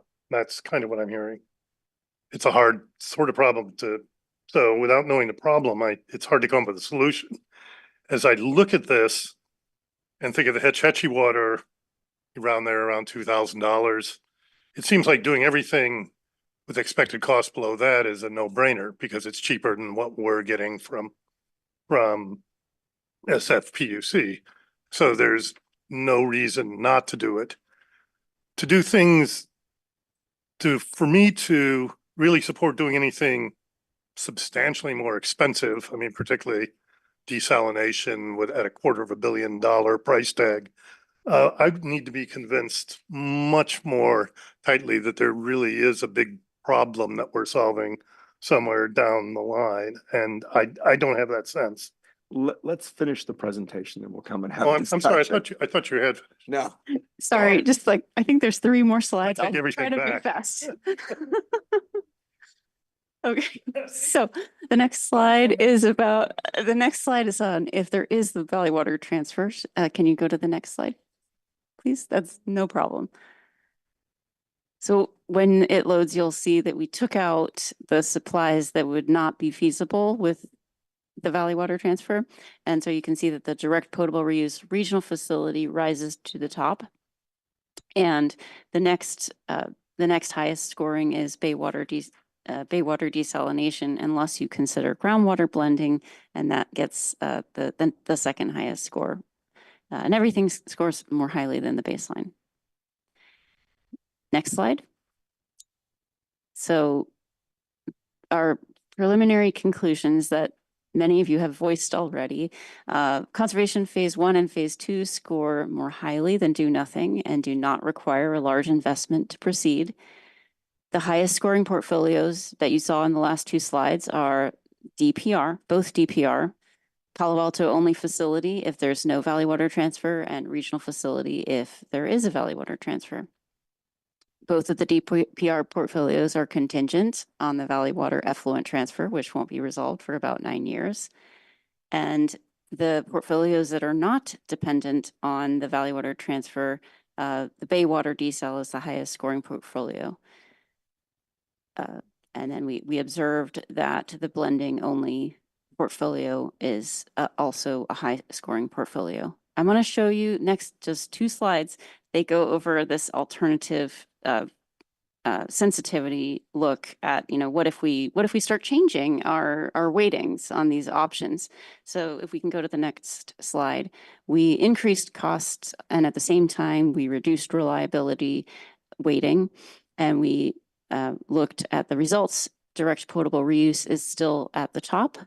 And then we have conservation, but with no Valley Water transfer, groundwater blending actually increased and it's the second highest infrastructure investment that we could make. Next slide, please. With the Valley Water transfer, conservation rises to the top, and then direct potable reuse regional facility is still the highest scoring infrastructure project. And I think it's notable that groundwater blending is also higher than the baseline. Let's go to the next slide. This is our last slide going over our results from the sensitivity. Actually, there might be one more slide. So I'll really try to speed it up, but the top portfolios are unchanged. They're DPR with no Valley Water transfer and regional facility DPR with the Valley Water transfer. And can we go to the next slide, please? So our next steps are we are preparing the One Water Plan, the final One Water Plan. we're going to include a recommended strategy and a trigger-based implementation plan, and then plan to bring this to the city council before the end of the year. And with that, I'd be happy to I'd love to hear any feedback you have and I just want to reiterate that staff is going to be able to use these tools. So as we move forward in time, we're going to be able to, update the information as it becomes available to be able to inform the UAC and inform the council on decisions that they'll be facing. Chair Sharp, would you like to check for public comment? Yes. If anyone from the public would like to speak on item number 4, please raise your hand or dial *9 on your phone. No hands raised. If for some reason someone comes in later and raises their hand, let me know, because, we've been sort of taking a long time to get through this, so. All right, so that brings it back to us. Anyone have any questions or comments that we haven't voiced? Go ahead. Sure. Thank you so much for that presentation. I think you did a great job capturing all the different moving parts and kind of the timeline that's involved in making any sorts of decisions. And I agree there are a lot of open questions involved here. I was curious if we've considered water quality differences as between these options beyond odor and taste, particularly around what differences there might be in terms of any contaminants as between these various options. Yeah, I mean, the assumption is that all water options are going to all meet what they call MCLs, so the maximum contaminant levels. And for the purified water, there is sufficient redundancy and rigor in the treatment processes to even deal with some of the they're referred to as unregulated contaminants as well. So all of that, I think, could be considered sort of option neutral. They should all be considered potable water quality. And the primary difference would be just minor changes in aesthetics. Can I ask a follow-up on that same topic, which is, when we went through the process of buying our house, there were disclosures on Superfund sites in Palo Alto, defense industry used to be all over here. So are we just assuming that all the options are similarly remediable? For example, groundwater, if it might have dangerous contaminants, are we just assuming it doesn't? Or do we actually know about that? The treatment process is sufficiently robust that it should take into account, I would say, known conventional contaminants. One follow-up for me. I know at least I would be curious to see beyond the MCL what might be differences in contaminants between these options. And I am wondering if that's something we could consider putting into these weighted criteria rankings if we don't already do that. Yeah, I mean, I think that for the most part, we won't know the specifics until we get into the design. This is a planning level document. So I don't know that we're going to be able to, for example, say that PFAS is a contaminant of concern under one scenario. I think that contaminants are basically the same, and we're not going to treat necessarily a water or an option that might have slightly more of one versus another if it's less than the MCLs. From a design perspective, those are the same options. So we wouldn't necessarily rank those differently. Just because at that point you're typically not taking treatment and trying to make them equal if you already comply with the regulations, if that makes sense. So I'm not sure how we go about doing that at the planning level, but we can certainly consider it as we go forward. Commissioner Metz, go ahead. Sorry about that. Thank you. Well, first of all, thanks for a really great presentation on a very difficult, complex, long-term topic. I just want to make 2 comments. One is on the content side. As Commissioner Phillips mentioned, I think, conservation just jumps out as a winner. And so that one seems a no-brainer. On the process side, I think this is an important and complex problem. And I think the analysis and discussion demonstrated great insight and a lot of work, but I think to some degree that's lost in using the linear weighting scheme. There's been all kinds of research on weighting schemes and so on. So my thought is that approach to weighting the complicated results is kind of unwarranted and skews the results. And I take into account that there was a sensitivity analysis done, but I think there's good evidence that a linear, for this kind of problem over this kind of timeline, linear weighting system is not adequate. So my recommendation would be to change, before taking this to city council, change how we rate it, because the vectors that we're weighting, like cost, reliability, and so on, are incommensurate. You can't really we can't have water that nobody can afford that's very reliable, or vice versa. So I think it just reduces the value of the results, and I would recommend changing how the results are presented to take that out. I'd be interested to hear more about that and a specific recommendation from you about how to change the way that our consultant is thinking about these weightings. Maybe you can point us to some literature or studies or whatnot. Okay. That'd be great. I wanted to add one more thing about the questions about groundwater as well. So there were several plans that we did over the past few years that sort of fed into the work that Carollo did in this plan, is doing in this plan. And one was a Northwest County Recycled Water Strategic Plan that we did in partnership with Valley Water, actually. And there was quite an extensive groundwater study done by a groundwater consulting specialist as part of that overall study. And we do know that there are some contamination plumes in Palo Alto, and there are some wells that are relatively close to those plumes. And so we have cut those out of this study and not considered pumping groundwater from any wells that are anywhere near any of those contamination plumes. So just want to put that out there, that we're aware and that was taken into account when looking at indirect potable reuse in that old study, and we carried that through to this study as well. Okay. Commissioner Metz, are you done? Yes. Yeah, and I'd be happy to follow up though on measurement schemes.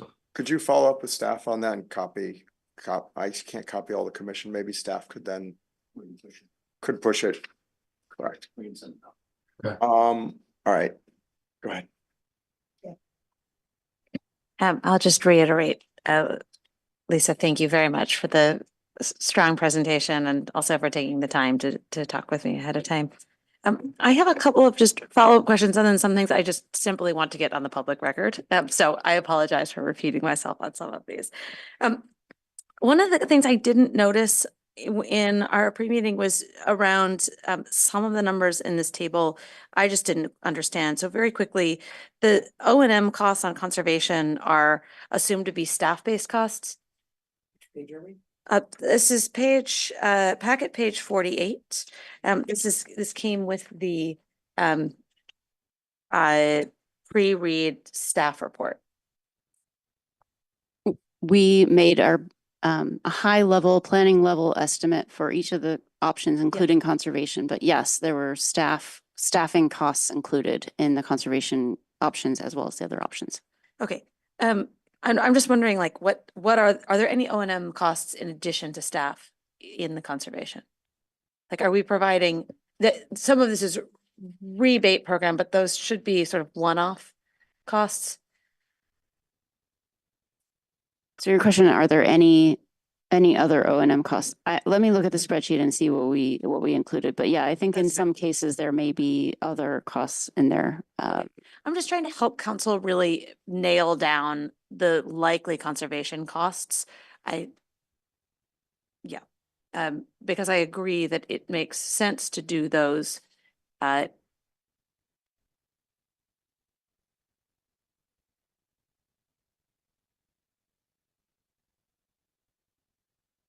They're high.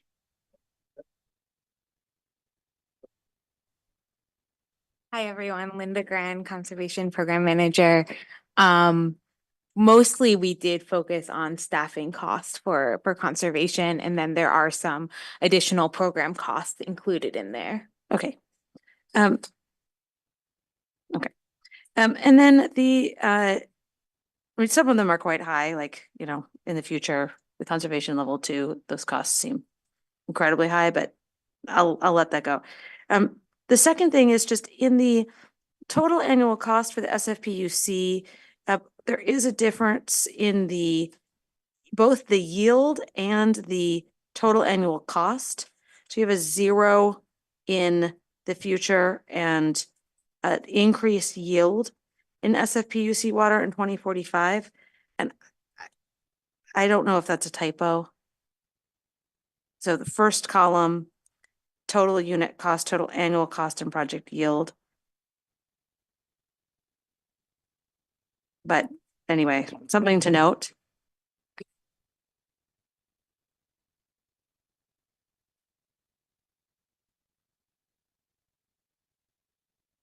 And then it could be something else. I don't know, but I just didn't understand that. And then in the groundwater treatment case, did you explore discharging to the sewer line? Yes, we did. Spoke with the plant, and the combination of the high TDS and the potential for some of the metals. They were reluctant to commit to being able to receive the water. So we had to make the assumption that we needed the brine pipeline, but that was such a huge cost that we went and tried to poke at that one pretty hard. And unfortunately, at this level, we weren't able to rule it out. But it was both on a hydraulic standpoint, because we don't necessarily have the size sewer that we would want. We're talking several hundred gallons a minute. And I think near one of the wells, we only have a 6-inch sewer line. Near another one, we have a 36-inch. But from a quality standpoint, the plant was not willing to accept the water. For $11 million, at some point when we get closer to design, we might be a little bit more, but for planning purposes. I just think that that's probably an option that we should continue to keep on the Yes. table, because in fairness, there may be more flexibility when push comes to shove. Absolutely. And you can also, you know, like in terms of volumetric issues, like going to higher recovery systems would make a lot of sense. Correct. Oh, the concern that we were Right. having too was showing an artificially deflated number that might then bite us later on when it came to implementation, that it was preferred. Understood, Yeah. but I think that there's 2 points I want to make. The first is like, that is something that should be kept on the table. Correct. The second is that, you know, you very helpfully brought up the concept of base load supply versus intermittent supply. And I think the big thing that is missing from this report is a sense of the frequency with which we would need an intermittent supply.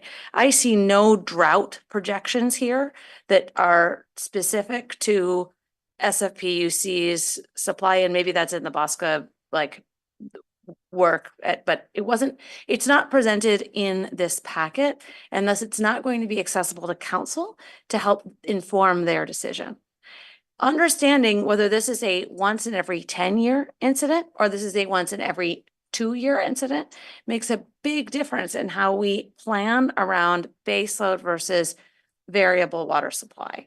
And if you are targeting variable water supply, you really want to go after quite frankly, non-existent CapEx costs with high variable OpEx costs. So you don't have to amortize the cost of building a huge desalination or water reuse facility over a very short number of years, right? Mhm. So I think we need, in the cost thing, I really think we need to break out CapEx versus OpEx costs in these systems so that council, to augment this discussion around whether this is a baseload or an intermittent supply. That is the thing that is going to reduce cost for us. It is absolutely not treating water when we don't need to treat that water, right? Is that why you said, what is it that needs to be on the table with using this? The groundwater supply is a good example of a relatively low, as long as you don't build the pipeline. will avoid the commentary, but as long as you don't build a pipeline, that is a great intermittent supply to cover you during high cutback years. But then you can turn the thing off when you don't want to use it. And so it's a, you know, there are a couple other examples that might be better suited to that. But I think that is really the only, I mean, the other ones actually are all large infrastructure projects, the type Right. Corolla would love to build you, Absolutely. right? Well, and I will So- also add that the wells are already there, so The they're wells actually are- sunk costs. There's sunk costs. A lot of them are. We still have additional process to add Sure. on, but But like, right. And you build a tiny little package desal plant right there, and then you shut the thing down. And if you don't use it for 2 years and it fouls, who cares? Scrap it, throw it away, build a new one, right? Or buy a new one. It was really, really much lower cost. The other thing I think that I want to make sure gets on the public record is that the SFPUC option itself is likely to incorporate a, you know, in the future is likely to incorporate a diverse set of water sources, including the potential for indirect potable reuse and or direct potable reuse. And so as we are talking about options, all of these options might in the future include some sort of reuse, whether that's direct or indirect. And the need for outreach to our community now is imperative. We are doing a lot of outreach on electrification and heat pump water heaters and other things. But to help a community understand IPR and DPR options takes a long time. To feel comfortable and safe with it takes a long time, and that outreach needs to start today. Now that that is on the public record, I can calm down. But it's please, I think the final thing that would be helpful for SFPUC, or not for us, but for council, is to better understand this in the context of water rates. We have costs of supply, but we haven't thought about that in terms of implication for rates. Again, the implications for rates in a intermittent supply case versus a base load supply case are very, very different. And also, you know, you look at scary numbers like, again, $16,000 an acre foot. I've never seen a projection of that sort, but I guess it's for the future or whatever. The implication for rates is somewhat more complicated because you do have baseload costs in terms of distribution and whatnot, right? And so, you know, and none of these are your base. I mean, your base load supply is SFPUC, and so, you know, even if you bring on these alternative water sources, it's a fraction of the overall supply, and you also have parts of your bill that are distribution. And so, I think while these numbers seem, I was surprised by, I think that regardless, it's really important to translate that all the way into rates and not stop at what the quote unquote generation cost of the water, just the water cost itself is. Thank you. I'm sorry, that was long. No, that was great. Thank you. And thank you also just for meeting with Lisa and myself last week as well. Your expertise on water is really valued and we really appreciate it. I wanted to add a couple of things to some of the comments that were made. And then I forgot one thing, so if I. Okay. Do you want to Go go ahead, go ahead. Sure, I'll go. I still don't think that what Corolla is providing you is a trigger-based implementation plan. I still fail to see what the triggers are here. I would like them, if they've promised you a trigger-based implementation plan, I would like to understand what Could you just explain for the rest of us what you mean? I think I know what you mean, but if you a could. trigger-based implementation plan would tell you under what are the triggers for which you would start to build these projects. And I have not seen that in any of the documentation here. It may be provided elsewhere, but if It's in the next steps. That's in next yeah. steps. Okay, well, anyway, that's important and should be very critically looked at. Great, thank you. I did want to add a couple of things to SFPUC's alternative water supply plan. Absolutely, they are looking at projects, some similar or identical to the projects that we're talking about here. One potential recommendation from this report could be to, not try and do anything locally, but that to really rely on the bigger region. As we were scoping this plan, we had to, figure out what to build the fence around, and we built it around Palo Alto and looked at just what we could do here on our own.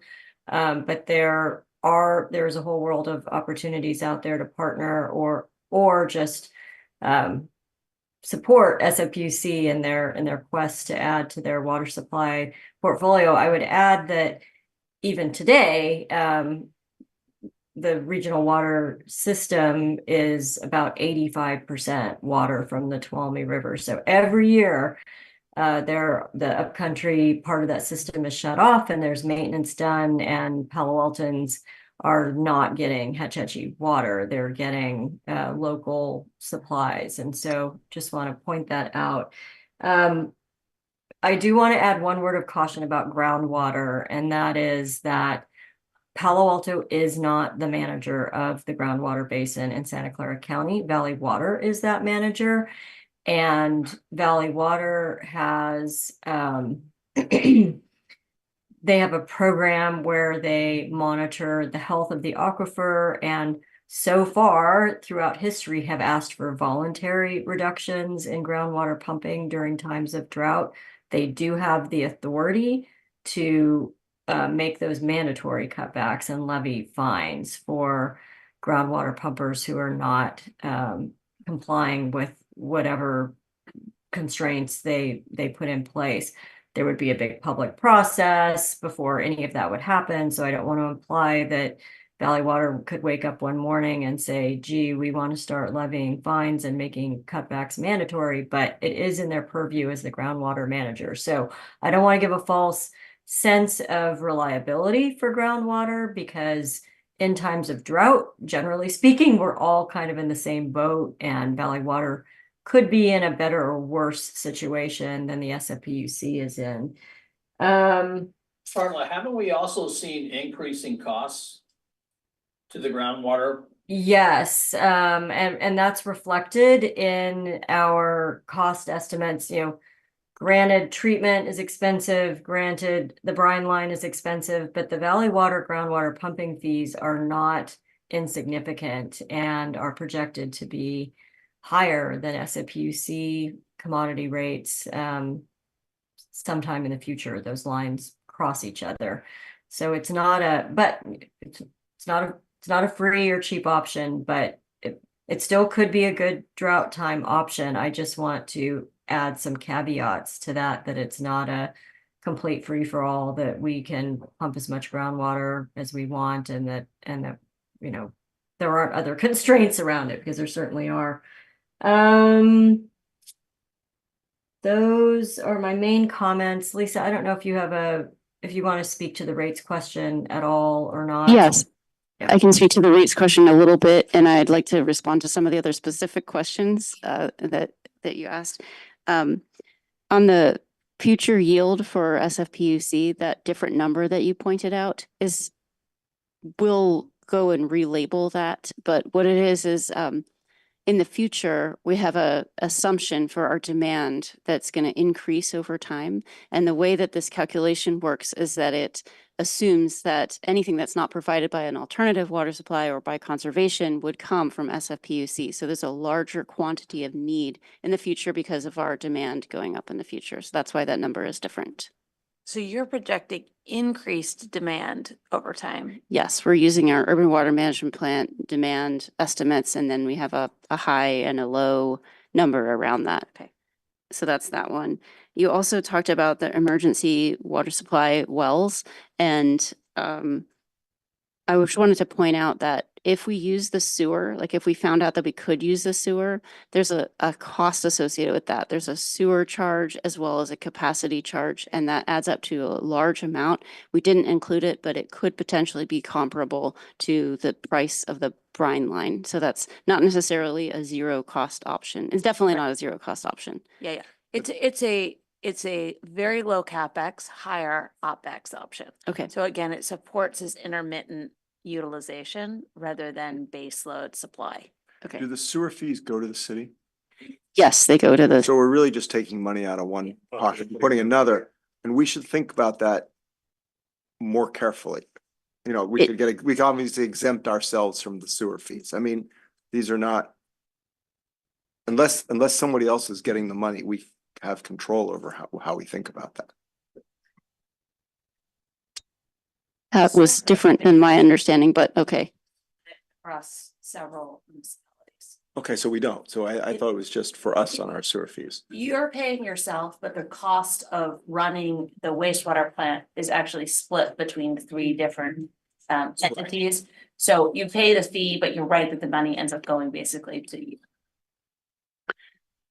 So then I also just wanted to talk about the rates a little bit and just say that one of the things that we can get from the tool that Carollo has provided is the average cost of water per unit in the portfolio. So that instead of focusing on the unit cost of one particular new supply, that we look at it together with our conservation and together with our SFPUC supply in each year and on average in the weighted portfolio unit cost. Yeah. So when we look at the weighted portfolio unit cost, which we did not provide you yet, this is a preliminary look at our initial results, but we're still working with Carollo they're drafting the actual One Water plan and some of this other information.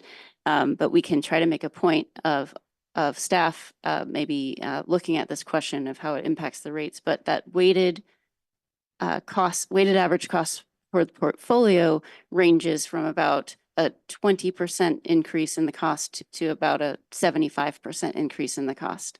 And you can think about that as applying to about half of the utilities costs, because to your earlier point, those purchase costs are about half of the utilities costs. So if it's a 20% increase on about half of the utilities costs, it's going to be about a 10% increase overall.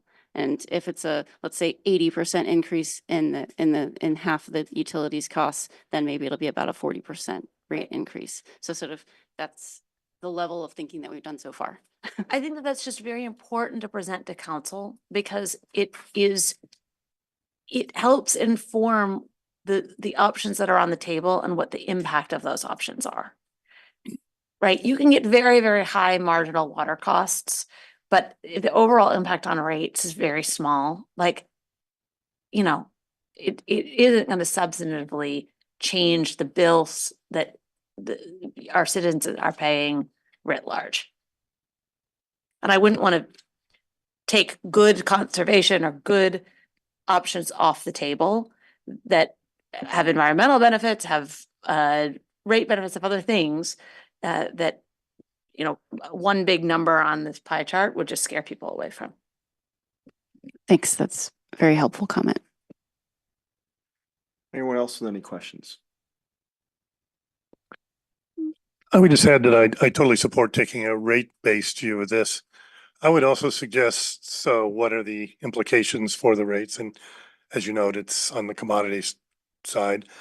I guess I'm still a little concerned and would suggest in going to the council that it's okay, there's going to be increased, and under the assumption there's going to be increased water consumption by Palo Alto, but it's somehow not 100% clear to me what these other options are needed for and what the potential combinations of outcomes would be that would require us to draw upon them. And by that, I mean, one possibility into the future is that Hetch Hetchy water continues to be available to us at reasonable prices for the next 25 years, then any money spent in any of these, it is less than more than the marginal cost, excluding environmental benefits, is sort of wasted. Or, I mean, And on the other hand, there must be some scenarios that people have in mind. The most extreme I heard was the 50% reduction coming because of bags, in which case I'm not clear how much would we need if there was a 50% hole. I can look at these, and say, and then I would also be looking for your judgment. Is that a likely outcome or an unlikely outcome? If it's a likely outcome, is it likely to occur at 10 years from now? So we have 5 years before we need to trigger any of these. Again, I think I'm going back to Vice Chair Mauter's idea of a trigger. I mean, at the moment, it would be hard for me if I were listening to this to say, yeah, we should proceed with anything that has much higher costs than our current, the SPUC commodity costs, unless there's like super important environmental benefits or other benefits, unless I have a sense of what is it we're solving by taking, by planning for more expensive water. So just my recommendation. Yeah, I think, there's a really basic assumption that needs to be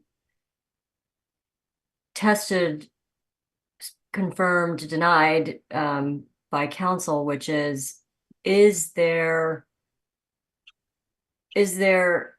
a desire to rely on Tuolumne River water less?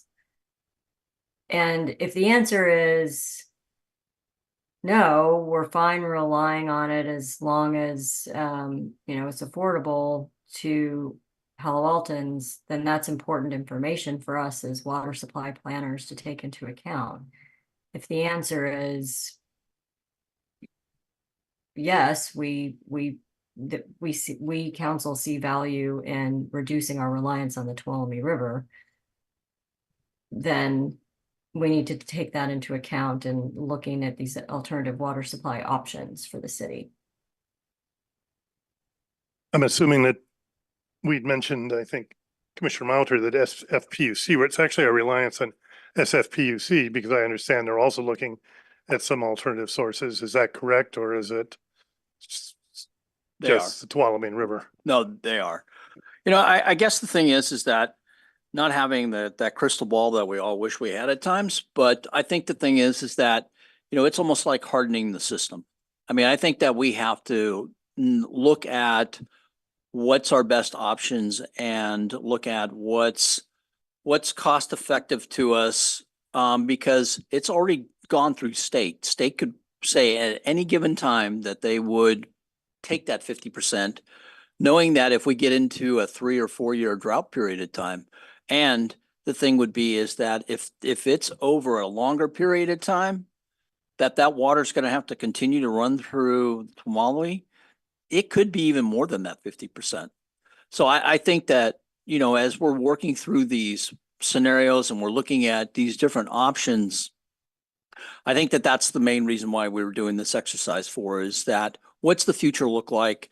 We know that Valley Water is not going to build what they were talking about. It's going to be off the table for at least 10 years. So the question comes around now is, can we get out of the contract portion or wait to 33? Or when 33 comes around, it's all at the negotiation tables with them, is that we're already going down, Palo Alto is going a whole different path. And yes, we could wait for,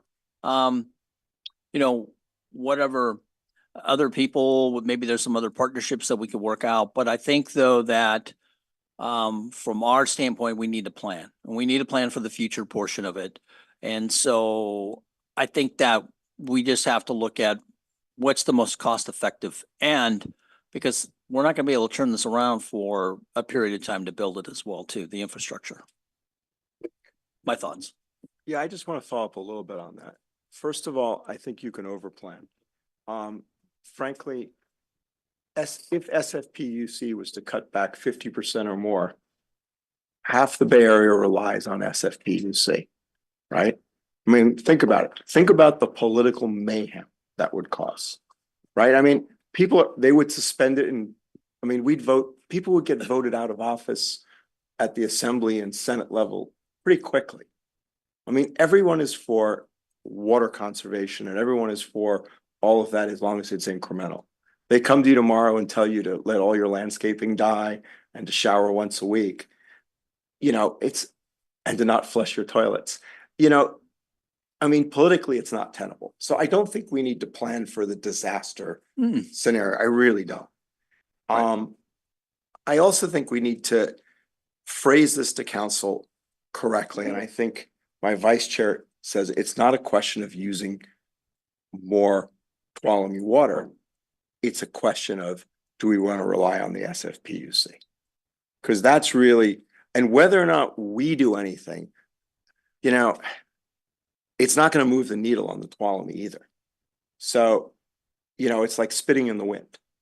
And I think we do not want to have self-inflicted wounds as a city purely so that we can say we don't use Tuolumne water. I mean, that seems silly. And so I think we want to rephrase that as how do we rely on the SFPUC? And the SFPUC is obviously very focused on this issue. And I don't think we should panic and say, you know, let's take a different.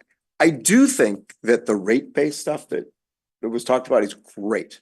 And that really puts it into, I mean, let council focus on the fact if, you know, I mean, if rates are going to, you know, quadruple and go up 4 times, that's one thing.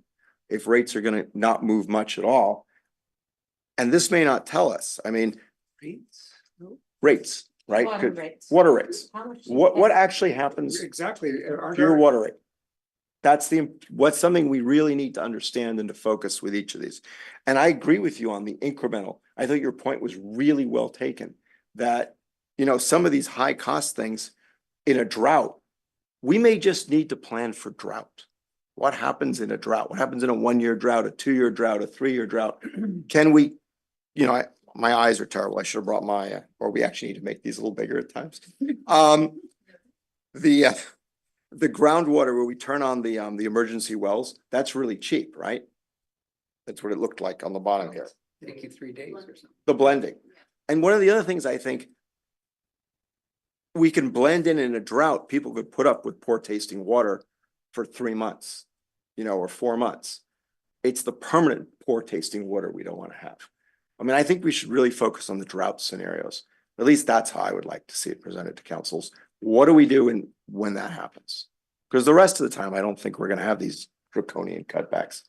And, you know, I frankly think the large infrastructure projects are probably not worth paying the consultant at this point. I mean, the desalinization projects, I just don't see it, you know, but that's, you know, at least evaluate them from if we were to just focus on the drought type issues. I did have one other question on the where was it? On the conservation. When we talk about conservation 1 and conservation 2, those were doing those things were what those slides said was conservation 1 and conservation 2. Correct? Yes. So conservation 1 seems like a no-brainer. I mean, it seemed pretty inexpensive to implement. It didn't. My only question is, if we have a drought, let's say we do conservation 1 and conservation 2 here. We then have a drought. The cutbacks are off the amount we use. So those the amount off we use then. So how does any of the conservation measures help us in a drought? I don't think they do. But I want to be corrected and said, no, they help us. I think you're right that as the demand gets more and more hardened and people already do the low hanging fruit and do high efficiency toilets and things like that, that it will become more difficult to get that same percentage cut back when there's a drought. That said, I think But there's isn't that the problem we're trying to solve right now?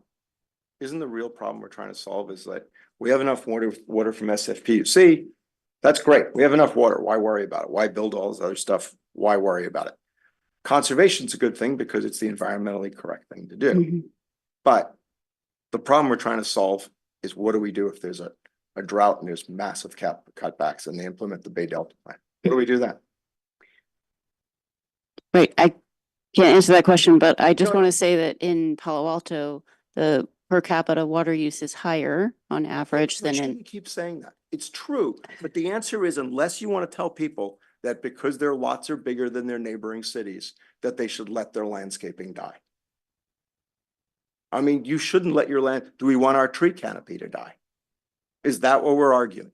That we shouldn't spend money on our tree canopy, on our vegetation, on our yards? Is that really what we're saying? And that's different than getting rid of grass. I mean, we're not bad people here because we use more water. Anyway, that's my soapbox for the Well, afternoon. they use more water in Portola and Atherton by They do, by 2x. 2x, but they have larger Yeah, lots. This is a plus two. lot size function, so it's really an irrelevant thing to say. It's just a lot size function. Yeah, I think that you're probably right. And I think that I perhaps should rephrase to focus on the indoor water usage and compare to other cities' indoor water usage. And some other cities are using, well, we need to look at that more closely, but you know, some other cities are using very low amounts of water indoors. And so, But that also gets complicated because it has to do with how many apartments you have, which use dramatically less water than a single family home. So if you're, if you had 70% apartments and condos in your city, you're going to have much less water usage than you are in a, in a place like Palo Alto, frankly, and definitely in a place like Atherton. I mean, it's not even close, right? So I think these are complicated issues, and we should be more sensitive to, what the community character is, and not say how bad it is if we use more water than neighboring cities, because that's not a good comparison. Actually, I think one important thing to note is that the cutback calculations in a period of drought are likely to be a function of how many people you have. And I think one of the things we should advocate for is also considering things like tree canopy. I'm not sure how that would be calculated or factored into the equation of what the requisite cutbacks are for different service areas. But I think something that we could actively do, both as a utility and politically via council, is to weigh these, varying factors that should go into the overarching equation for what our cutbacks are. I think those are great points. And, we do need to think about the tree canopy and vegetation and take that into account. That's really, though, outside the scope of this particular study, but yeah, great points in how we present this. Being the new guy, I just know enough to be confused here. But like, for example, tree canopy, since we mentioned that, my larger point will be that it sounds like this is just an informational, it's a discussion, but it sounds like later in the year, we're asked to advise the council, is that correct, on this topic? So I would ask that the next time we discuss this, I'm guessing we'll discuss this once or twice more before a recommendation or vote gets made, but that there be a bit more contextual information. Earlier, I mentioned things like what's our total usage, what's the trend, what's the per household use, and how does it compare? Because like we just said, it may not compare well to Mountain View. It does compare well to other neighboring towns. Our rates, I think, are pretty well structured so that if you use a little bit of water, you don't pay a lot, but only after you use, 4 or 5 CCFs, whatever it is, then your rates start to escalate, they step up. So that would put a financial burden on the ratepayer who's using a lot on the swimming pool or the lawn or whatever, outdoor use he's making of water. But, tree canopy, didn't we as a city just spend approve $60 million last year on a recycling plant, not good enough to drink, but good enough to water the trees and the fish ponds and the golf course? I imagine that's still, in development and not come online yet. But all these things are in play, and yet they don't, but they're not in the packet. And it seems hard to talk about a lot of these things without knowing, having information like this. We also have a lot of, emergency wells and access to, certainly not months of water, but days of it. This is a request maybe for a more comprehensive packet if we're going to talk about these things and make a decision. Finally, it's such a hypersensitive issue. I mean, California is full of, I think it's just last year that California legalized using recycled water in the drinking water in any town. Correct me if I'm wrong. Just the DPR. Okay, direct, sure, but that makes us maybe the second or third state in the country. There have been experiments or initiatives in cities around the state. I think LA tried it and put its tail between its legs because it just went over badly. San Diego, other towns have tried this. And so it seems pretty rushed to think that this year we're going to be recommending DPR, for example, if that is what's even on the table. You said earlier, this is going to be a big communication challenge. I certainly agree with that. I can't imagine how the community would react to this if we don't, if it becomes a topic prematurely. I'll stop there. I think it is likely to be part of our water supply portfolio in the future, and therefore we need to start education and outreach now. Yeah. I have a couple questions. One of them, and I apologize for not finding the link and following it, but is there any plan for capturing stream water, restrictions against doing so, like Matadero Creek or any of our creeks that are running off into the bay? Were those in the considerations, and would we have any ability to capture that?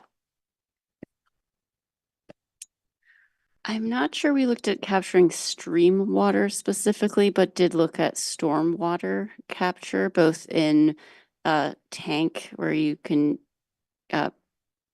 capture storm water and hold it. Also looking at green stormwater infrastructure to see if that can both have the water quality benefits for streams and but also the water supply benefits. And then we had one option that was recommended by a stakeholder that I think would be actually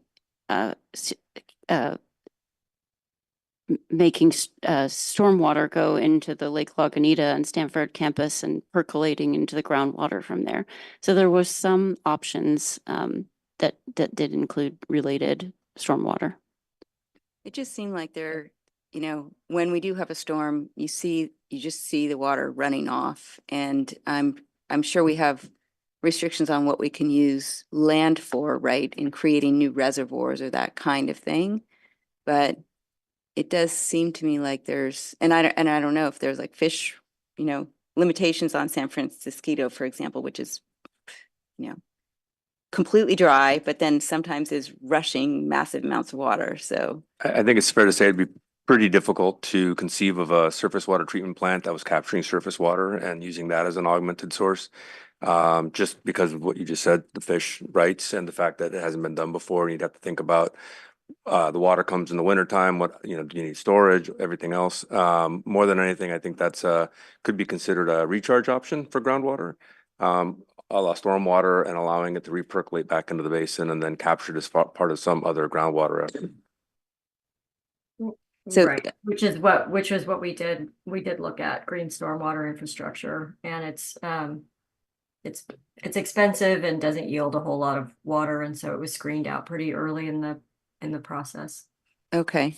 So I guess I have a slightly different viewpoint on the drought, like the likelihood of drought longer than 2 years to me feels, we had one that was 5 years, I had put in a lawn when we moved in, my son was 2, a couple of years later, I'm like, this thing is dying. Like, there's no way I'm keeping this thing alive. And, I feel like it is likely that we will have prolonged drought, while I'm living here, like at least once. It feels like it's going to happen. And so to me, it seems smart to think about the options. I absolutely agree that if SFPUC is going to be spending a lot of money in building this, and if we could ride on their coattails, it is, something that we should consider. But I also think we shouldn't leave it to that, especially if we have resources here, groundwater or other, that you know, would be resources we can use at a reasonable cost. So I think the cost is important. So to me, it feels like drought is a real possibility, that it's not just fear mongering. That's my personal opinion. I guess another thing I remember from prolonged droughts is this discussion from California against, I don't know if this is a cost of service assessment. So I would like to understand tiered rates. So I remember that we could not just massively raise rates in a massive drought, and that there's like limitations on what you can do with rates just based on, you know, it doesn't cost anymore because there's no water. Only if you're building expensive systems to sell any water, for example. So can you talk a little bit about what we have for tiered rates, if any? And is that something that we could explore? Because it feels like it is the biggest lever you have to affect people's usage is rates. Sure, we have tiered rates for residential customers. So for the first 6 units or CCF of water that you use in a month, you get a certain rate per unit plus, and then when you get to beyond 6 units per month, you pay a higher rate. So it's a 2-tier system for residential customers. And then that said, every customer pays the same amount for the commodity portion of the rate that pays for each unit of water from SFPUC. So that's kind of how it works. And in terms of how we set the rates, we could explore that in a cost of service study. We would work with a specialized consultant that's familiar with the legal requirements of Prop 218 for making sure that we would come up with a rate that's consistent with the cost of providing service to each category of customers. So by customer class and potentially by usage level. So the cost needs to be proportional to the rate that we charge needs to be proportional to the cost. So, you know, in some other cities, like in Redwood City, I think they have a 3-tiered rate. They have some reasons that they have higher costs for their larger customers. I think that maybe because they have more recycled water for non-potable. So there can be a cost of service reason why you can have a 3rd tier. Okay. That's something that we'd have to explore. I do think that tiers could be a very powerful way to affect this demand side, of course. And that, is there anything you can do in terms of tiers for foreseeing the drought situation? Like you have tiers in a normal year, but then can you, in a 50% year, can you pre-think these things? Or is this something that would we even have the ability to change rates in the event that we got in a 50% situation? So what we have here in Palo Alto, we have a drought surcharge in order to recover our costs. So if there's a drought and we need to recover the costs associated with the distribution system in particular, because our revenue has gone down from the quantity of water going down, then we can use that drought surcharge mechanism to increase the rate. And would that have any tiered,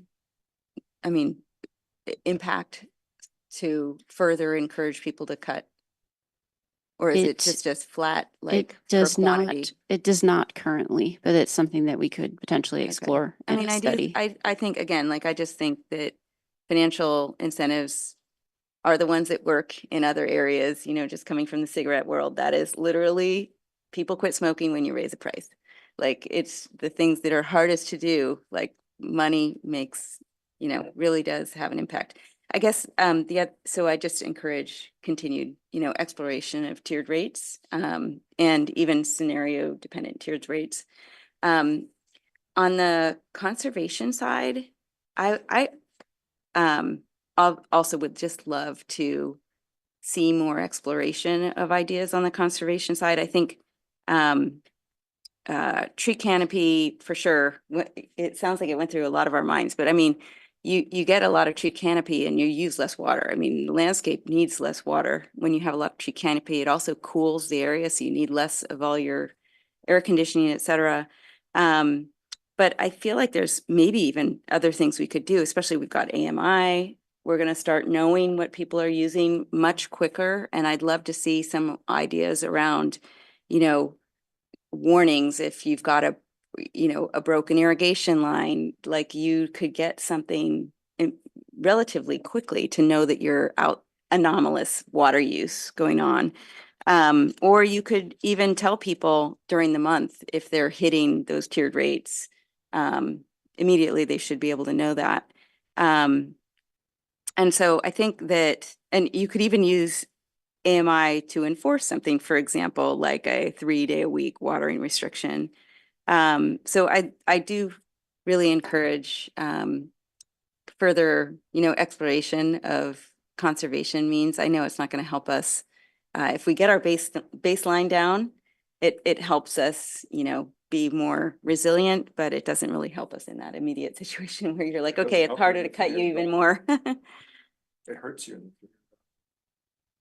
Yeah, those are all good questions there. And Lisa touched on this a little bit, but I can go into more detail.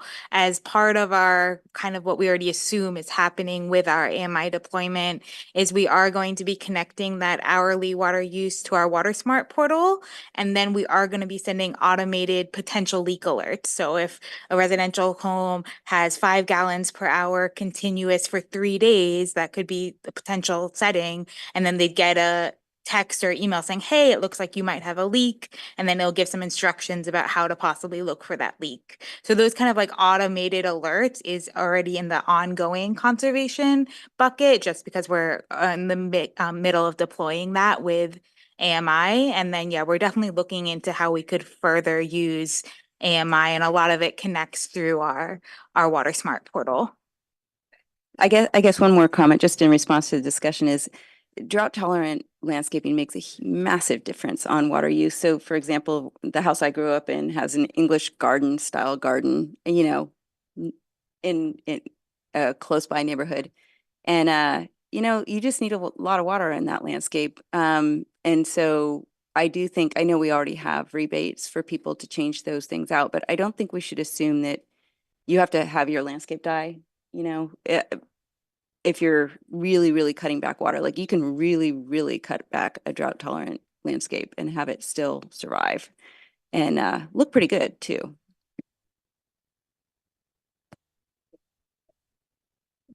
Yes, and that's why if you look at conservation phase 1 and 2, it is really kind of trying to figure out how can we do more hand holding to help people make those lawn changes. So if just the rebate amount is not pushing the needle, what more can we do with landscape design and assistance? So that is a major focus of reducing grass and putting in that drought tolerant landscaping. We don't want just brown lawns. We want nice plants.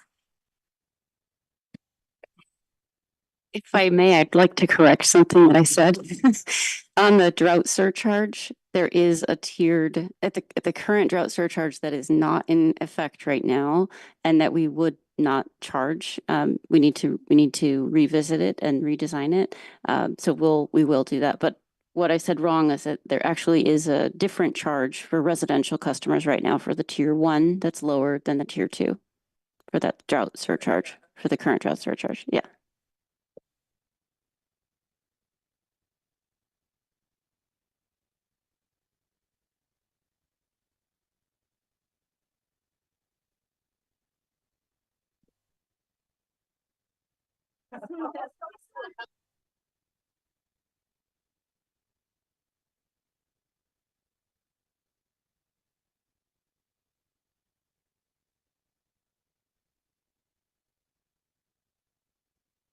Yeah, so let's move to commissioner comments.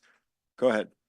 I just wanted to raise that the forecast for the 12-month rolling calendar does not include a one water finalization.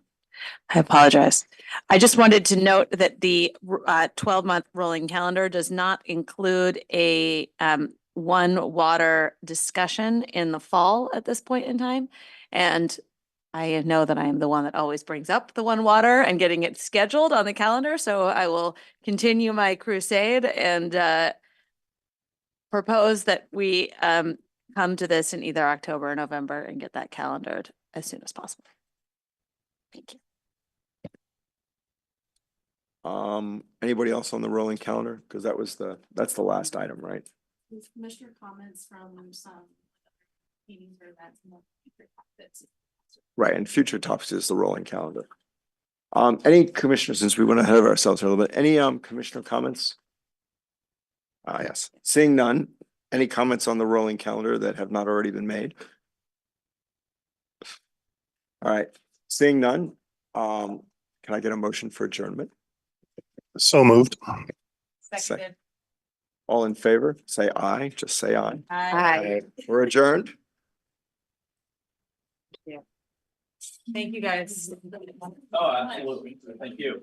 That was very good, by the way. I did want to tell you, I thought it was a good presentation.